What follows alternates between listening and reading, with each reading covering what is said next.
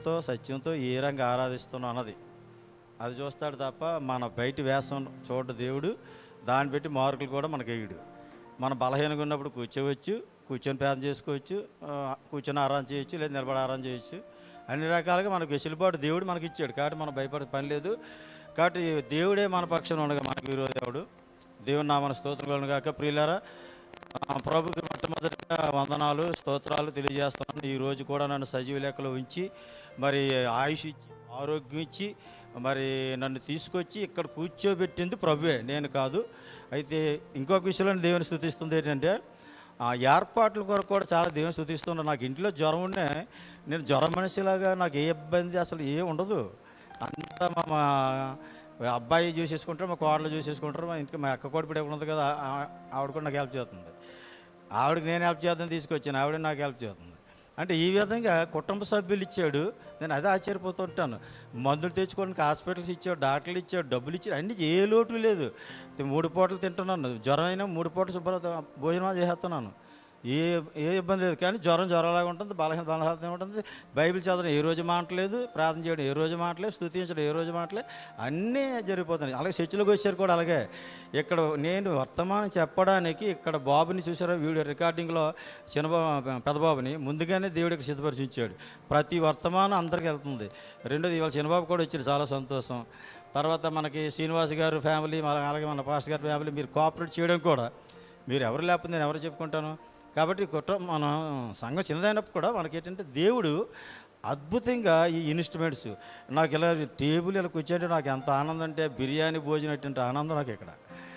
నాకు ఇంటి దగ్గరైనా ఇలాంటి టేబుల్ ఇలాంటి కుర్చీ కోసమే కోరుకుంటాను. నాకు ఈ టేబుల్ ఈ కుర్చీ పుస్తకాలు ఇచ్చేస్తే చాలు, ఇంకేం అక్కర్లేదు నాకు. కాబట్టి నా ఆశ తీరా దేవుడు ఇక్కడ నాకు అందుబాటులో ఇవన్నీ ఏర్పాటు చేయడం ఇదంతా దేవుని ప్రణాళిక నాకు అర్థమైపోయింది. నాతో ఈ వైజాగ్ రావడం అంటే నేను ఈ సంఘంలో ఇక్కడ నేను ఈ బైబిల్ స్టడీ ఆదిమానం నేటిమానం వరకు చెప్పడం అన్నది ఇదంతా దేవుని ప్రణాళిక. మన అందరం దేవుని ప్రణాళికలో ఉన్నామన్నది మరి నేను నమ్ముతున్నాను. నమ్మండి, విశ్వసించండి. రాబోతున్న రోజుల్లో ఏదో కార్యం చేయబోతున్నాడు ఇక్కడ మన ద్వారా, మన సంఘం ద్వారా, ఏదో ఒక మన పరిచర్య ద్వారా ఏదో కార్యం మాత్రం చేయబోతున్నాడు. అయితే అది మనకు తెలియదు. ఇప్పుడు నీవు చేయునది నాకిప్పుడు తెలియదు, ఇక మీదట నేను తెలుసుకుందును. నీవు చేయునది నాకిప్పుడు తెలియదు, ఇక మీదట నేను తెలుసుకుందును. ప్రస్తుతము సమస్తము దుఃఖకరమే, ప్రస్తుతము సమస్తము దుఃఖకరమే, అభ్యసించిన నీతి సమాధాన ఫలమే, అభ్యసించిన నీతి సమాధాన ఫలమే. అంతా నా మేలుకి ఆరాధన యేసుకి, అంతా నా మంచికి తన చిత్తమునకు తల వంచితి, తన చిత్తమునకు తల వంచితి. ఆరాధనాపను స్తుతించుట మానను, ఆరాధనాపను స్తుతించుట మానను, స్తుతించుట మానను. నేనెల్లప్పుడూ యెహోవాను సన్నతించెదన్, నిత్యము ఆయన కీర్తి నా నోట నుండున్.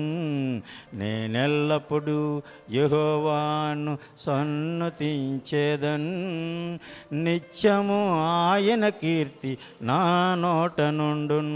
హల్లెలూయా. దేవుని నామానికి స్తోత్రం కలగక మంచి పాటలు, మంచి ఆరాధన కూడా చేశారు. చాలా బాగుంది. అది నాకు ఇంకా ప్రోత్సాహంగా ఉన్నాయి. ఓకే, సబ్జెక్టులోకి వెళ్ళిపోదామండి. ఆది మానవు నుండి నేటి మానవం వరకు బైబిల్ వరుస క్రమం, ఇది మన తాలూకా సబ్జెక్టు. ప్రపంచ క్రైస్తవ సార్వత్రిక సంఘం అంతా కూడా నేర్చుకోవాల్సిన సబ్జెక్టు, ప్రతి మానవుడు తెలుసుకోవాల్సిన సబ్జెక్టు. ఇది బైబిల్కి సంబంధించింది, బైబిల్లో మాత్రం ఉంటుంది. ఇక ప్రపంచంలో ఏ గ్రంథంలో కూడా ఇది మీకు వెతికినా దొరకదు. కనుక ఆది మానవుడు నేటి మానవు వరకు బైబిల్ వర్ష క్రమంలో ప్రియులారా మనం ఈ సంఘంలో మరి ఆల్రెడీ కొన్ని సబ్జెక్టులు మనం ఆల్రెడీ పోయిన వారాలు చూసాం. ఆది మానవుడైన ఆదాము దగ్గర నుంచి మోసే వరకు గత వారం వరకు మనం చూసాం. ఆది కాండంలో 23 తరాలు చూసాం మనం. ఆదాము దగ్గర నుంచి యోసేపు వరకు 23 తరాలు. నిర్గమ, లేవి, సంఖ్య, ద్వితీయోపదేశకాండంలో మోసే జీవిత చరిత్ర చూస్తాం. దీంతో మనకి 24 క్యారెక్టర్స్ అయ్యింది. ఆదికాండం 23, మోసే 24. ఈరోజు మనం యెహోషువ నెక్స్ట్ వ్యక్తి, కాలక్రమంగా యెహోషువ 25వ వ్యక్తి వరుస క్రమంలో, నాయకుల్లో 2వ వాడు. ఈయన చరిత్రని, ఈ గ్రంథాన్ని ఈరోజు మనం ధ్యానం చేయడానికి దేవుడి మహాకృప మనకి ఇచ్చినందుకు, సమయం ఇచ్చినందుకు, మనకు అవకాశం ఇచ్చినందుకు మనం ధన్యులం. దేవుని నామమునకు స్తోత్రం కలుగును గాక. ప్రియులారా, రాసుకోవాల్సిన రాసుకోండి, మైండ్లో రాసుకోండి. ముఖ్యమైన రిఫరెన్స్లు, ముఖ్యమైన అధ్యాయాలు నేను చెప్తుంటాను. ఓకే.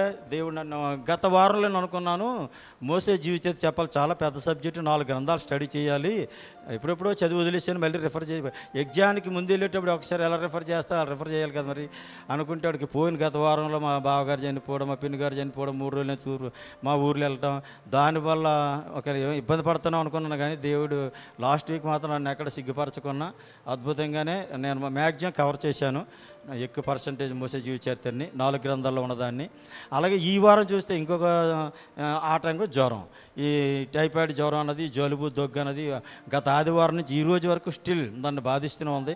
అయినప్పటికీ దేవుడు అనుదినము నాకు ధ్యానం చేయడానికి శక్తినిచ్చి బలపరిచి ఏం కావాలి ఈరోజు సందేశం అన్నది ఆల్రెడీ నన్ను సిద్ధపరిచి ఉంచాడు. కనుక పని ఆయనది, ఆయన అన్నీ చేసుకుంటాడు. మన ఓన్లీ పాత్రే, మన పాత్ర ఏం లేదు ఇందులో, నాది అసలు నా గొప్పతనం ఏం లేదు ఇందులో, అంతా దేవుడే చూసుకుంటాడు. మీలాంటి వాళ్ళందరినీ, మరి రావు గారు లాంటి పాస్టర్ గారిని, మా సంఘాన్ని అందరూ సమకూర్చింది కూడా దేవుడే. దేవుని నామమున స్తోత్రం కలుగును గాక. నేను ముందుకెళ్తున్నాను. యెహోషువ గ్రంథం మనం చదివేటప్పుడు బైబిల్లో యెహోషువ గ్రంథం ఎన్నో పుస్తకం ఒకసారి మనం జ్ఞాపకం చేసుకోవాలి. ఆదికాండం, నిర్గమాకాండం, లేవికాండం, సంఖ్యాకాండం, ద్వితీయోపదేశకాండం తర్వాత యెహోషువ గ్రంథం బైబిల్లో ఉంటుంది. పాత నిబంధన 39 పుస్తకాల్లో 6వ పుస్తకం యెహోషువ గ్రంథం. ఓకే. చరిత్ర గ్రంథాల్లో మొట్టమొదటిది, ఎందుకంటే 5 కూడా ధర్మశాస్త్రం. ఇక్కడి నుంచే చరిత్ర పుస్తకాలు ప్రారంభమవుతాయి. యెహోషువ, న్యాయాధిపతులు, రూతు దగ్గర ఎస్తేరు వరకు కూడా ఈ 12 పుస్తకాలు కూడా చరిత్ర పుస్తకాలు అంటారు మనకి బైబిల్ లెక్క ప్రకారంగా. ఓకే. ఇంకా మనం ఆలోచించుకుంటే ఇంతవరకు అబ్రాహాముతోనూ, ఇస్సాకుతోనూ, యాకోబుతోనూ ప్రమాణం చేసిన దేశం ఒకటి ఉంది. ఆదికాండంలో అబ్రాహాము, ఇస్సాకు, యాకోబుతో దేవుడు ప్రమాణం చేశాడు. ఈ దేశాన్ని, ఈ భూభాగాన్ని, యూఫ్రటీసు నది మొదలుకొని మధ్యధరా సముద్రం వరకు కూడా ఈ భూభాగం అంతా కూడా నీ సంతానానికి ఇస్తాను అని అబ్రాహాముతో చెప్పాడు, ఇస్సాకుతో చెప్పాడు, యాకోబుతో చెప్పాడు. ఆ నెరవేర్పే యెహోషువ గ్రంథం. యెహోషువ గ్రంథంలో వాగ్దాన భూమిని స్వతంత్రించుకుంటున్నారు. అంటే ఈరోజు మనం దేవుని తరగ వాగ్దానాన్ని స్వతంత్రించుకుంటున్నాం. ఈరోజు వాగ్దాన భూమిని చూస్తున్నాం. ఈరోజు భూమి గురించి మనం ధ్యానం చేస్తున్నాం. ప్రియులారా, ఇది బయోడేటా మైండ్లో పెట్టుకోండి. ఇక బైబిల్ గ్రంథం గురించి మనం చూసేటప్పుడు యెహోషువ గ్రంథాన్ని 2 భాగాలు చేయొచ్చు మనం. 1 నుంచి 12 అధ్యాయాలు, అంటే 24 అధ్యాయాలు ఉన్నాయి యెహోషువ గ్రంథంలో. 1 నుంచి 12 అధ్యాయాలు వాళ్ళు జయించినటువంటి, కనాన్ జయించిన విధానాన్ని రాశాడు. కనాన్ ఏ విధంగా జయించాడు యెహోషువ నాయకత్వంలో రాశాడు. ఈ జయించడంలో కూడా 4 దండయాత్రలు ఉంటాయి. కనాన్ దేశాన్ని మొత్తం జయించడంలో యెహోషువ కాలం మొత్తం 4 దండయాత్రలు. ఏంటంటే మోసే కాలంలో ఉన్నప్పుడే తూర్పు దండయాత్ర, యోర్దానికి తూర్పు నుండి 2.5 గోత్రాలకు పంచిపెట్టిన భూభాగం, అది మొదటి దండయాత్ర. అది మోసే ఉన్నప్పుడు జరిగిపోయింది. మిగతా 3 దండయాత్రలు యెహోషువ కాలంలో జరిగాయి. ఈ 3 దండయాత్రలు ఈ 12 అధ్యాయాల లోపే అయిపోతాయి, 1 నుంచి 12లో అయిపోతాయి. ఈ 3 దండయాత్రలు ఏంటంటే యెహోషువ మొదట మధ్య భూభాగాన్ని జయిస్తాడు. మధ్య భూభాగాన్ని మొదటి దండయాత్రలో, అంటే ఇది 2వ దండయాత్రగా వేసుకోవచ్చు, లేదా యెహోషువ అకౌంట్లో అయితే మొదటి దండయాత్ర. ఆ తర్వాత దక్షిణ భూభాగాన్ని జయిస్తాడు 2వ దండయాత్రలో. ఆ తర్వాత ఉత్తర భాగాన్ని జయిస్తాడు 3వ దండయాత్రలు.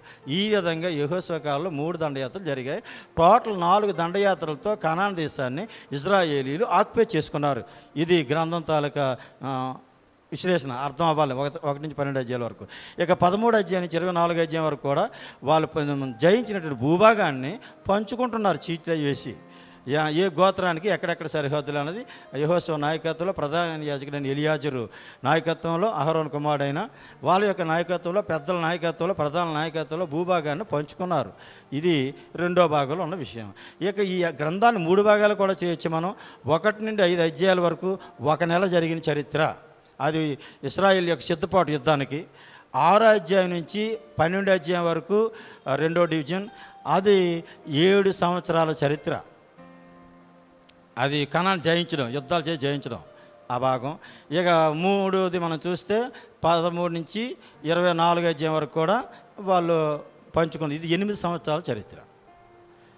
మొదటి 5 అధ్యాయాలు నెల చరిత్ర, తర్వాత 6 నుంచి 12 అధ్యాయాలు 7 సంవత్సరాల చరిత్ర, 8 నుంచి మనకి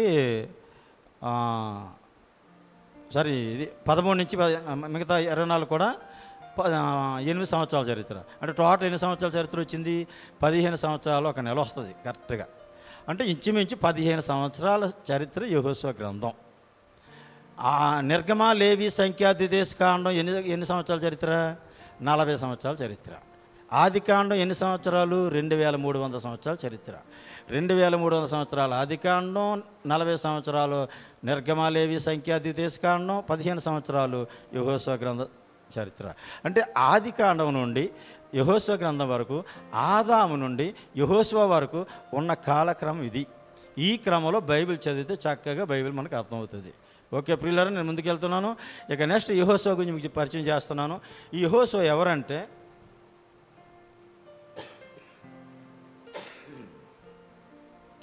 యోసేపు ఉన్నాడు కదా, యోసేపుకి 2 కుమారులు ఉన్నారు, మనస్సే, ఎఫ్రాయిం. ఆ ఎఫ్రాయిం తాలూకా వంశం నుంచి వచ్చినవాడు ఈ యెహోషువ. యెహోషువ ఎఫ్రాయిం గోత్రం వాడు. అంటే యోసేపుకి యెహోషువ మునుమనోడే ఏదైనా అవుతాడు బహుశా, ఎందుకంటే నూను కుమారుడు అయిన యెహోషువ. యెహోషువ తండ్రి పేరు నూను కుమారుడు, నూను ఆయన తండ్రి పేరు. ఈయన ఎఫ్రాయిం గోత్రానికి చెందినవాడు. అయితే ఇక మనం ఈయన గురించి ధ్యానం చేసే విషయాల్లో ఇంకా ప్రాముఖ్యం ఏమన్నాయంటే, ఈయన విషయాలు 3 మన దృష్టిలో పెట్టుకోవాలి. యెహోషువ గ్రంథం చదివినప్పుడు లేదా యెహోషువ చరిత్ర ధ్యానం చేసే 3 విషయాలు ఏమనగా, యెహోషువ పుట్టింది పెరిగింది ఎక్కడంటే ఐగుప్తులో. అంటే ఇంచుమించు 40 సంవత్సరాలు అక్కడే గడిపాడు యెహోషువ. బానిసత్వం, అది బానిసగా, రాజకుమారుడు కాదు. మోసే అయితే రాజకుమారుడు, యెహోషువ బానిస కుటుంబంలో ఉన్న ఇశ్రాయేల్ బానిసలు. వీళ్ళు ఐగుప్తులో ఇశ్రాయేల్ అందరూ ఎవరు? బానిసలు. ఆ బానిస కుటుంబంలో ఒకడు యెహోషువ. అంటే 40 సంవత్సరాలు తన బానిసగానే ఉన్నాడు. వాళ్ళ తల్లిదండ్రులతో పాటు మట్టి పిసకడం, కుమ్మరి పనులు చేయటం, లేదా వాళ్ళ మట్టికలు చేయటం, ఐగుప్తులు కొడితే కాయడం అన్నీ చేశాడు, దెబ్బలు తిన్నాడు, అన్నీ చేశాడు పితరులతో పాటు. ఓకే, ఇక 2వ భాగం అరణ్య ప్రయాణం. అంటే మోసేకు పరిచారకుడిగా 2వ భాగంలో మనం చూడవచ్చు. మొదటి బానిస అయితే 2వది పరిచారకుడు. ఎవరికి పరిచారకుడు అంటే మహానాయకుడైనటువంటి మోసేకే పరిచారకుడైన. కాబట్టి ఈయన గురించి అందుకే నిర్గమాకాండం 17వ అధ్యాయంలో మొదటవుతుంది. 17వ అధ్యాయం 8 నుంచి 16 వచనం మనం చూస్తాం. అక్కడ అమాలేకులతో యుద్ధం చేయడం అక్కడ ప్రారంభం అవుతుంది యెహోషువ పేరు. అక్కడి నుంచి యెహోషువ గ్రంథం ఆఖరి వరకు, ఈవెన్ న్యాయాధిపతుల్లో 2 అధ్యాయాలు కూడా ఈయన పేరు కనబడుతుంది. ఈయన గురించి మరలా రాస్తాడు. ఇక 3వది ఏంటంటే నాయకుడు, మహానాయకుడు. ఈ నాయకుడు అన్నదానికి యెహోషువ గ్రంథం మనం చదవాలి. అంటే బానిస, పరిచారకుడు, నాయకుడు. ఒక వ్యక్తి బానిసగా ఉన్నాడు, బానిసగా పుట్టాడు, కానీ బానిసగా దేవుడు ఉంచలేదు ఆయన్ని. ఆయన యథార్థతను, ఆయన భయభక్తుల్ని, ఆయన క్యారెక్టర్ని చూసి దేవుడు పరిచయం ఇచ్చాడు ఒక పరిచారకుడిగా, ఒక మహానాయకుడి దగ్గర. ఆ తర్వాత ఆ మహానాయకుడు ఈయన అభిషేకించి దేవుడు ఆత్మపూర్ణంగా చేస్తే ఈయన మహానాయకుడు అయ్యాడు. దేవుని నామన స్తోత్రం కలుగు. ఆ మహానాయకుడి తలకి అభిషేకం ఈ మహానాయకుడి మీదకి ట్రాన్స్ఫర్ అయ్యింది. దేవుడికి వందనాలు. ఇది యెహోషువ తాలూకు గురించి క్లుప్త బయోడేటా ప్రియులారా. ఓకే, నేను మీకు రిఫరెన్స్, మీకు యెహోషువ గ్రంథం, యెహోషువ క్యారెక్టర్ మీకు ఎక్కడెక్కడ ఉంటుందో రిఫరెన్స్ ఇస్తున్నాను, దయచేసి నోట్ చేసుకోండి. నిర్గమాకాండం 17వ అధ్యాయం 8 నుంచి 16 వచనం.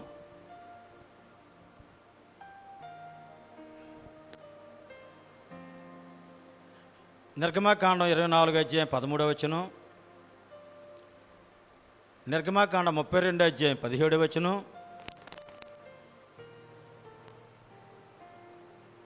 33వ అధ్యాయం 11వ వచనం. నిర్గమాకాండం 33:11. ఇది నిర్గమాకాండంలో మీకు కనపడతాడు యెహోషువ ఈ వచనాల్లో. సంఖ్యాకాండం 13వ అధ్యాయం 16వ వచనం. 14 అధ్యాయం అంతా ఉంటుంది ఇంచుమించు. 14 అధ్యాయం అంతా యెహోషువ కనబడతాడు. అలాగే 26 అధ్యాయం 65వ వచనం,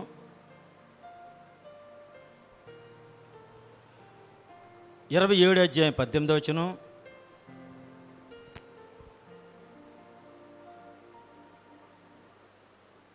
34 అధ్యాయం 17 వచనంలో కూడా ఉంది సంఖ్యాకాండంలో. ద్వితీయోపదేశకాండం 1వ అధ్యాయం 37వ వచనం, 34వ అధ్యాయం 9వ వచనం. ఇది మోసే రాసినటువంటి దాంట్లో యెహోషువ పేరు ఉన్నది. ప్లస్ యెహోషువ గ్రంథం కంప్లీట్ 24 అధ్యాయాలు. ఈ సబ్జెక్ట్ని మీరు ఎలా చదవండి, మొత్తం యెహోషువ క్యారెక్టర్ అంతా మీకు వచ్చేస్తుంది. అయితే నేను ఇప్పుడు చెప్పిన రిఫరెన్స్లో కొన్ని మాటలు మీకు జ్ఞాపం చేస్తున్నాను. నిర్గమకాండ 17 అధ్యాయంలో, అంటే ఈయన బానిసగా ఉన్నది మనకి బైబిల్లో రాయలేదు, ఆయన గురించి పరిచారకుడికి ఉన్నది మాత్రం మనకు కనబడుతుంది. నిర్గమకాండ 17 అధ్యాయంలో ఆయన గురించి మనం చూసాం, అమాలేకులతో యుద్ధం చేయటం. అప్పుడు మోసే ప్రార్థన చేయటం, యెహోషువ అమాలేకుల్ని జయించడం అన్నది. ఇక నెక్స్ట్ 24:13లో మోసే కొండ మీదకి వెళ్ళేటప్పుడు ఆ సందర్భం ఇది. కొండ కిందన ఉంటాడు ఈయన. ఆయన 10 ఆజ్ఞ పలకలు తీసినప్పుడు యెహోషువ కింద ఉంటాడు. ఇక తర్వాత మనం 32:17 ఇవన్నీ చూస్తే 33:11లో ఈయన గురించి రాయబడి ఉంటుంది. యెహోవా మరి అంటే మోసేని వెంబడిస్తున్న పరిచారకుడిగా ఆయన ప్రత్యక్ష గుడారంలోకి వెళ్తే ఈయన కూడా ఆయనతో పాటు వెళ్ళటం, ఈయన గుడారంలో ఉండిపోయాడని, మోసే అయితే దేవుని దర్శించలేకపోయాడని ఇలాంటి సందర్భాలు చూస్తారు. సంఖ్యాకాండంలో అయితే మీకు ముఖ్యంగా 13 అధ్యాయంలో కనాను వేగు చూసి వచ్చినటువంటి 12 మందిలో యెహోషువ కాలేబు ఉంటారు. అక్కడ ఈయనకి పేరు మారుస్తాడనమాట. 13:16లో యెహోషువ పేరు మొదటి పేరు హోషే, అసలు పేరు యెహోషువ కాదు, మొదటి పేరు హోషే. హోషే అని యెహోషువ పేరు మారుస్తాడు మోసే ఆ కాలంలో. కాబట్టి అది 14 అధ్యాయాలు. అయితే ఈ కనాన్ని చూసి వచ్చినటువంటి వేగులు వారు 12 మందిలో మిగతా వాళ్ళందరూ అరణ్యంలో రాలిపోతారు, కానీ యెహోషువ కాలేబు మాత్రమే కనాన్ని ప్రవేశిస్తారని చెప్పాడు 14 అధ్యాయాలు. దేవుడే మంచి సాక్షి ఇచ్చాడు యెహోషువ గురించి. అలాగే 27 అధ్యాయం 18వ వచనంలో చూస్తే దేవుడు అంటాడు, యెహోషువ ఆత్మపూర్ణుడైన. ఎందుకంటే మోసే అడుగుతాడు, నేను వృద్ధాప్యం అయిపోతున్నాను ప్రభువా, మరి నెక్స్ట్ నాయకుడు ఎవరు, ఈ సైన్యాన్ని నడిపించాలంటే సమర్థవంతులు ఉండాలి కదా, మరి కనాన్ని ఎవరికి నన్ను అయితే వెళ్ళొద్దు అంటున్నావు, మరి కనాన్ని ఎవరు నడిపిస్తారు వెళ్ళంటే, అదిగో నీ పరిచారకుడు ఉన్నాడు కదా నూనె కుమారుడు, ఆయన నీ మీద ఆత్మను ఆయన మీద ఉంచుతాను, ఆయన ఆత్మపూర్ణుడు కనుక నీ హస్తాలు ఆయన మీద ఉంచు, నీ చేతులు ఆయన మీద ఉంచు, నీ ఆత్మలో పాలు కొంత ఆయన మీద వెళ్తుంది, ఆయన అభిషేకిస్తున్నానని చెప్పి నీ తర్వాత కనాన్ దేశాన్ని ప్రజలు నడిపించి అక్కడ భూభాగాన్ని పంచిపెట్టవలసిన బాధ్యత కూడా యెహోషువకి నేను అప్పగిస్తున్నాను.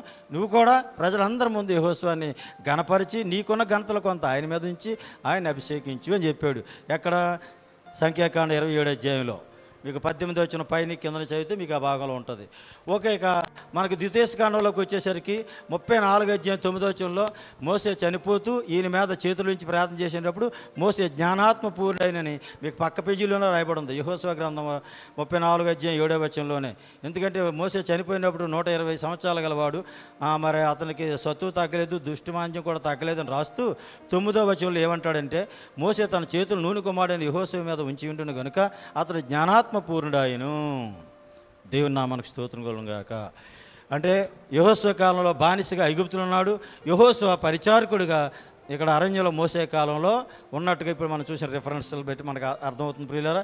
ఇప్పుడు అసలు పార్టీకి వెళ్తున్నాం. యెహోషువ గ్రంథాన్ని రాసిందే యెహోషువ రచయిత, అంటే బైబిల్ రచయితల్లో రెండో వాడు ఈయన. పాత నిబంధనలో మొదటి రచయిత మోసే అయితే రెండో రచయిత యెహోషువ. ఓకే, ఇక్కడి నుంచి ఇప్పుడు యెహోషువ చరిత్ర స్టార్ట్ అవుతుంది. కానాను దేశం వాగ్దాన భూమిని స్వతంత్రించుకోవడానికి వీళ్ళు ముందుకు వస్తున్నారు.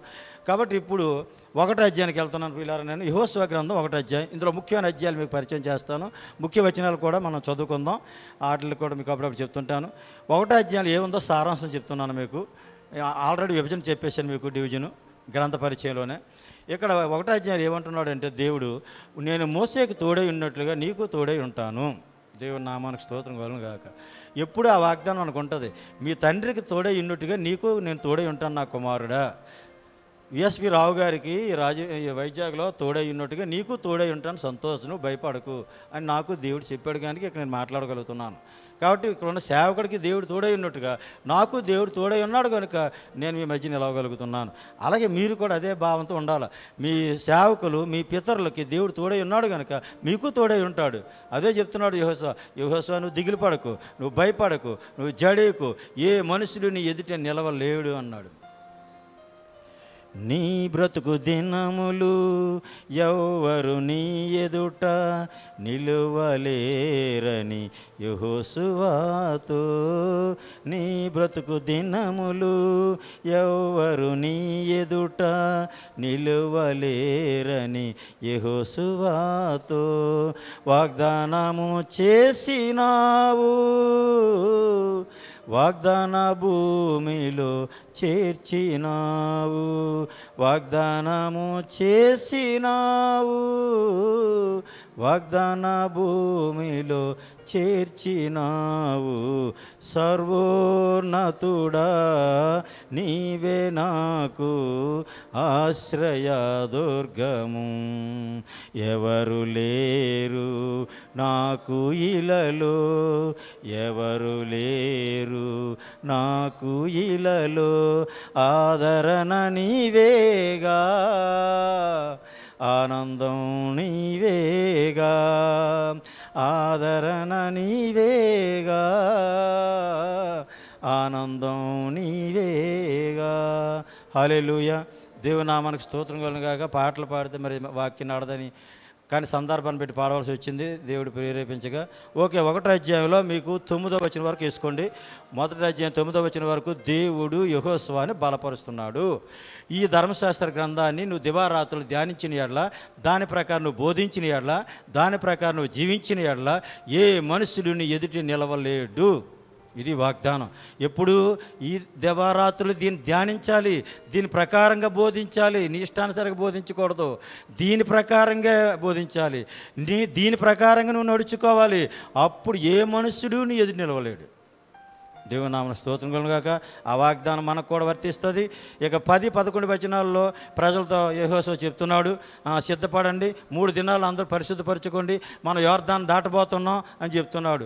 ఇక 12వ వచనం నుంచి 1వ అధ్యాయం 18వ వచనం వరకు కూడా 2.5 గోత్రాల వారితో యెహోషువ మాట్లాడుతున్నాడు. మోసే కాలంలో 2.5 గోత్రాలు, రూబేనీలు, గాదీయులు, మనస్సే అర్ధగోత్రం వారికి ఆ భూభాగం, యోర్దాను తూర్పు భూభాగం పంచిపెట్టేశాడు. అమోరీలు జయించినటువంటి ఎవరు, సీహోను, బాషాను రాజును ఓగుని జయించిన భూభాగం అది. అప్పుడే మోసే కాలం ఇచ్చాడు.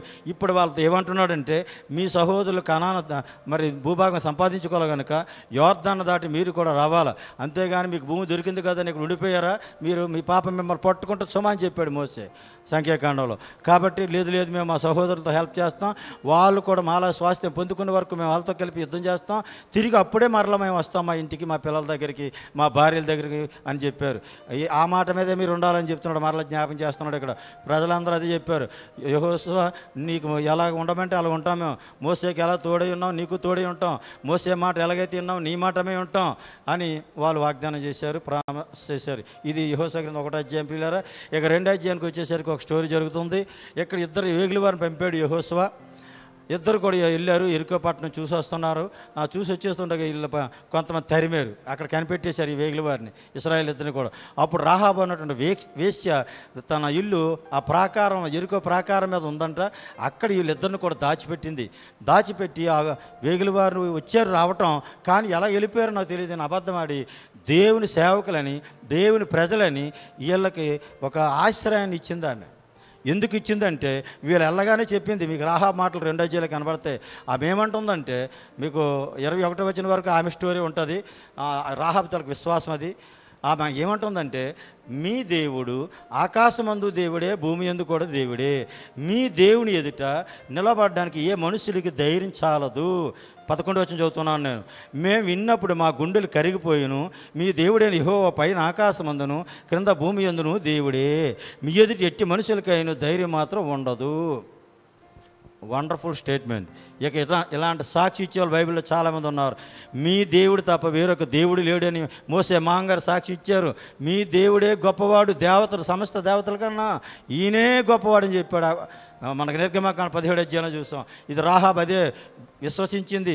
ఇశ్రాయేల్ దేవుడు గొప్పవాడు, ఇక ప్రపంచంలో ఇంతకన్నా గొప్ప దేవుడు మరి లేడు, నేను తెలుసుకున్నాను, నా వేశ్యవృత్తిని పక్కన పెడతాను, నా కుటుంబాన్ని, నా తల్లిని, నా తండ్రిని, నా అన్నదమ్ములను, నా కలిగిన వారిని అందరినీ మీరు రక్షించుకోవాలి. ఈ యెరికో పట్టణం నాశనం అయిపోద్దని నాకు తెలుసు, కనాను దేశం నాశనం అయిపోద్దని నాకు తెలుసు. మీ దేవుడు ఎర్ర సముద్రాన్నే పాయలు చేసాడంటే, యోర్దాన్నే పాయలు చేసేస్తున్నాడంటే, మొత్తం సమస్తం మీకు భూభాగం అంతా ఇచ్చేస్తున్నాడు. మీ దేవుడు ఎంత గొప్పవాడు నాకు అర్థమైంది కనుక నా కుటుంబాన్ని, నా కలిగిన వారిని అందరినీ కూడా రక్షించమని మిమ్మల్ని ప్రాధాయపడుతున్నానని ఆ ఇజ్రాయేల్ ఇద్దరిని కూడా బతిమాలుకుంది. అప్పుడు ఇజ్రాయేల్ ఇద్దరు కూడా ఏం మాట ఇచ్చారంటే, అమ్మా నువ్వు మాకు ఉపకారం చేసావు కనుక నీకు కూడా నీ ఇంటి వరకు మేము ఉపకారం చేస్తాం. నువ్వు చేయవలసిన పని ఏంటంటే 18వ వచనంలో, నీవు మమ్మల్ని దించిన ఈ కిటికీకి ఈ ఎర్రన దారం కట్టి నీ తండ్రిని, నీ తల్లిని, నీ అన్నదమ్ములు, నీ తండ్రి ఇంటి వారిని అందరినీ నీ ఎంట చేర్చుకొనుము. దేవుని నామన స్తోత్రం కలుగు. నిజమే, మేము రక్షిస్తాం, మా దేవుడు రక్షిస్తాడు. మరి మీరు మా ఇంట్లో చేరిపోతే ఎలాగా? కాబట్టి మీ అందరూ ఒక ఇంట్లో ఉండండి. యెరికో పట్టణం నాశనం చేసేవాడు మొత్తం ఇల్లులన్నీ నాశనం అయిపోతాయి, ప్రాకారం నాశనం అయిపోతుంది, మొత్తం కనాను దేశంలో ఉన్నటువంటి రాజులందరినీ నిర్మూలన చేస్తాం మేము. ఎందుకంటే మా దేవుడు అద్భుతంగా నడిపించుకొచ్చేస్తున్నాడు. కాబట్టి ఇక మమ్మల్ని అడ్డుకునేవాడు ఎవడు లేడు. కాబట్టి నువ్వేం చేస్తావంటే నీ కుటుంబాన్ని ఒక ఇంట్లో పెట్టుకో. మమ్మల్ని ఏ కిటికీ ద్వారా అయితే దింపేవో రహస్యంగా దానికి ఒక ఎర్రని దారం కట్టుకో, ఆ కుటుంబం మిగులుతుంది అని చెప్పారు. అద్భుతమైనటువంటి రక్షణ. ఈరోజు ఇది కూడా ఈ ఎర్రని దారమే, ఎర్రని రక్తం, యేసుక్రీస్తు రక్తం. యేసుక్రీస్తు రక్తం ఎవరికైతే గుమ్మాల మీద ఉంటుందో, ఎవరు నృత్యుల మీద ఉంటుందో, ఎవరు హృదయాల్లో అయితే ఉంటుందో, యేసుక్రీస్తు రక్తంతో ఎవరైతే కడగబడతారో వాళ్ళు మాత్రమే రక్షింపబడతారు. ప్రపంచంలోకి రెండో రాకడలోకి యేసుప్రభు మధ్యాకాశానికి వచ్చేటప్పుడు ఈ భూమి మీద ఉన్నటువంటి వర్గాలు 2 వర్గాలు అయిపోతున్నాయి. ఎత్తబడిన గుంపు, విడవబడిన గుంపు. ఎవరైతే యేసుప్రభుని తునీకరిస్తున్నారో, ఎవరైతే యేసుప్రభుని ఇంకా అంగీకరించట్లేదో, ఎవరైతే ఇంకా బాప్తీసాలు తీసుకోవట్లేదో, ఎవరైతే ఇంకా ఆయన ఆరాధించి దేవుడే నమ్మట్లేదో వాళ్ళందరూ విడవబడతారు. వాళ్ళకి మహాశ్రమలు 7 ఏండ్లు భూమి మీద చాలా ఇబ్బందిగా ఉంటుంది. ఎవరైతే విశ్వసిస్తారో రాహాబులాగా వాళ్ళు ఎత్తబడతారు. కనుక ప్రియులారు ఈ విషయాన్ని గమనించాలి. అది మన నిర్గమకాండ 12వ అధ్యాయంలో కూడా పస్కా బలి అయినప్పుడు ఎవరి ఇంటి ద్వారాలకు ఎర్రని రక్తం రాయబడి ఉంటుందో ఆ ఇంట్లో జ్యేష్ఠ కుమారులు బతుకుతారు. ఎవరి ఇంటికైతే గొర్రెపిల్ల రక్తం ఉండదో ఆ ఇంట్లో జ్యేష్ఠ కుమారులందరినీ చంపేశాడు యెహోవా. అది నిర్గమకాండ 12వ అధ్యాయంలో మనం చూస్తున్నాం. కాబట్టి ఇది చాలా హెచ్చరిక. ఇది రాహాబు కుటుంబం ఎంత తెలివైందంటే ఇంతవరకు వేసు కుటుంబంలో పుట్టినప్పటికి కూడా ఇజ్రాయేల్ దేవుడు నమ్ముకొని ఇక ప్రభువులకు మారు మనసు పొంది తాను రక్షింపబడుతూ కుటుంబాన్ని అంతటినీ రక్షించుకుంది. ఇది నెక్స్ట్ 6 అధ్యాయాలు మనం చూస్తాం ఏ విధంగా సేవ అయ్యారన్నది. ఓకే, ఇది ఈ 2 అధ్యాయాలు ఉన్న ఇన్ఫర్మేషన్. మరి ఇంకా నా టైం సరిపోవట్లేదు. ఇక 3వ అధ్యాయానికి వెళ్తున్నాను ప్రియులారా. 3వ అధ్యాయంలో మీకు యోర్దానికి దాటుతున్నారు. అద్భుతం, మహా అద్భుతం. ఒకప్పుడు నిర్గమకాండ 14వ అధ్యాయంలో ఎర్ర సముద్రం దాటినట్టుగా ఇప్పుడు యోర్దాను దాటుతున్నారు. దేవుడు యోర్దాన్ని పాయలు చేసేస్తున్నాడు. దీనికి ఒకటే సిస్టమ్ పెట్టాడు యెహోషువ. ప్రజలారా మీరు అందరూ నా మాటలు వినండి. యెహోవా మందసాన్ని మోసే యాజకులు ముందు నడుస్తారు, మీరు వెనకాల నడవండి. మందసాన్ని ఫాలో అవ్వండి, మందసానికి దగ్గర ఉండకండి. దేవుని పరిశుద్ధత దాని మీద ఉంటుంది. ఎవరైనా టచ్ అయితే కాలిపోతారు. మీరు చాలా 2000 కిలోమీటర్ల దూరం ఇచ్చి మీరు ఎంతో కొలతలు చెప్తాడు. దానికి 2000 కొలమూరల ఎడం ఉండాలి. 2000 కొలమూరల ఎడం గ్యాప్ మెయింటైన్ అని చెప్తాడు. యాజకులు మందసాన్ని మోసుకొని వెళ్తున్నారు, ప్రజలంతా వెనకాల వెళ్తున్నారు. వెళ్తూ యాజకులు అరకాళ్ళు యోర్దాను నీళ్ళని తాకగానే యోర్దాను ఎగున నీళ్ళు ఆగిపోయెను. దేవుని నామన స్తోత్రం కలుగును గాక. మహా అద్భుతం. యాజకుల కాళ్ళు యోర్దాను నీళ్ళు తాకడం ఏంటి, మందసం పట్టుకునేటప్పటికి నీళ్ళు ఆగిపోవడం ఏంటి, 6 నెలలు నీళ్ళందరూ వెళ్ళిపోయారంట.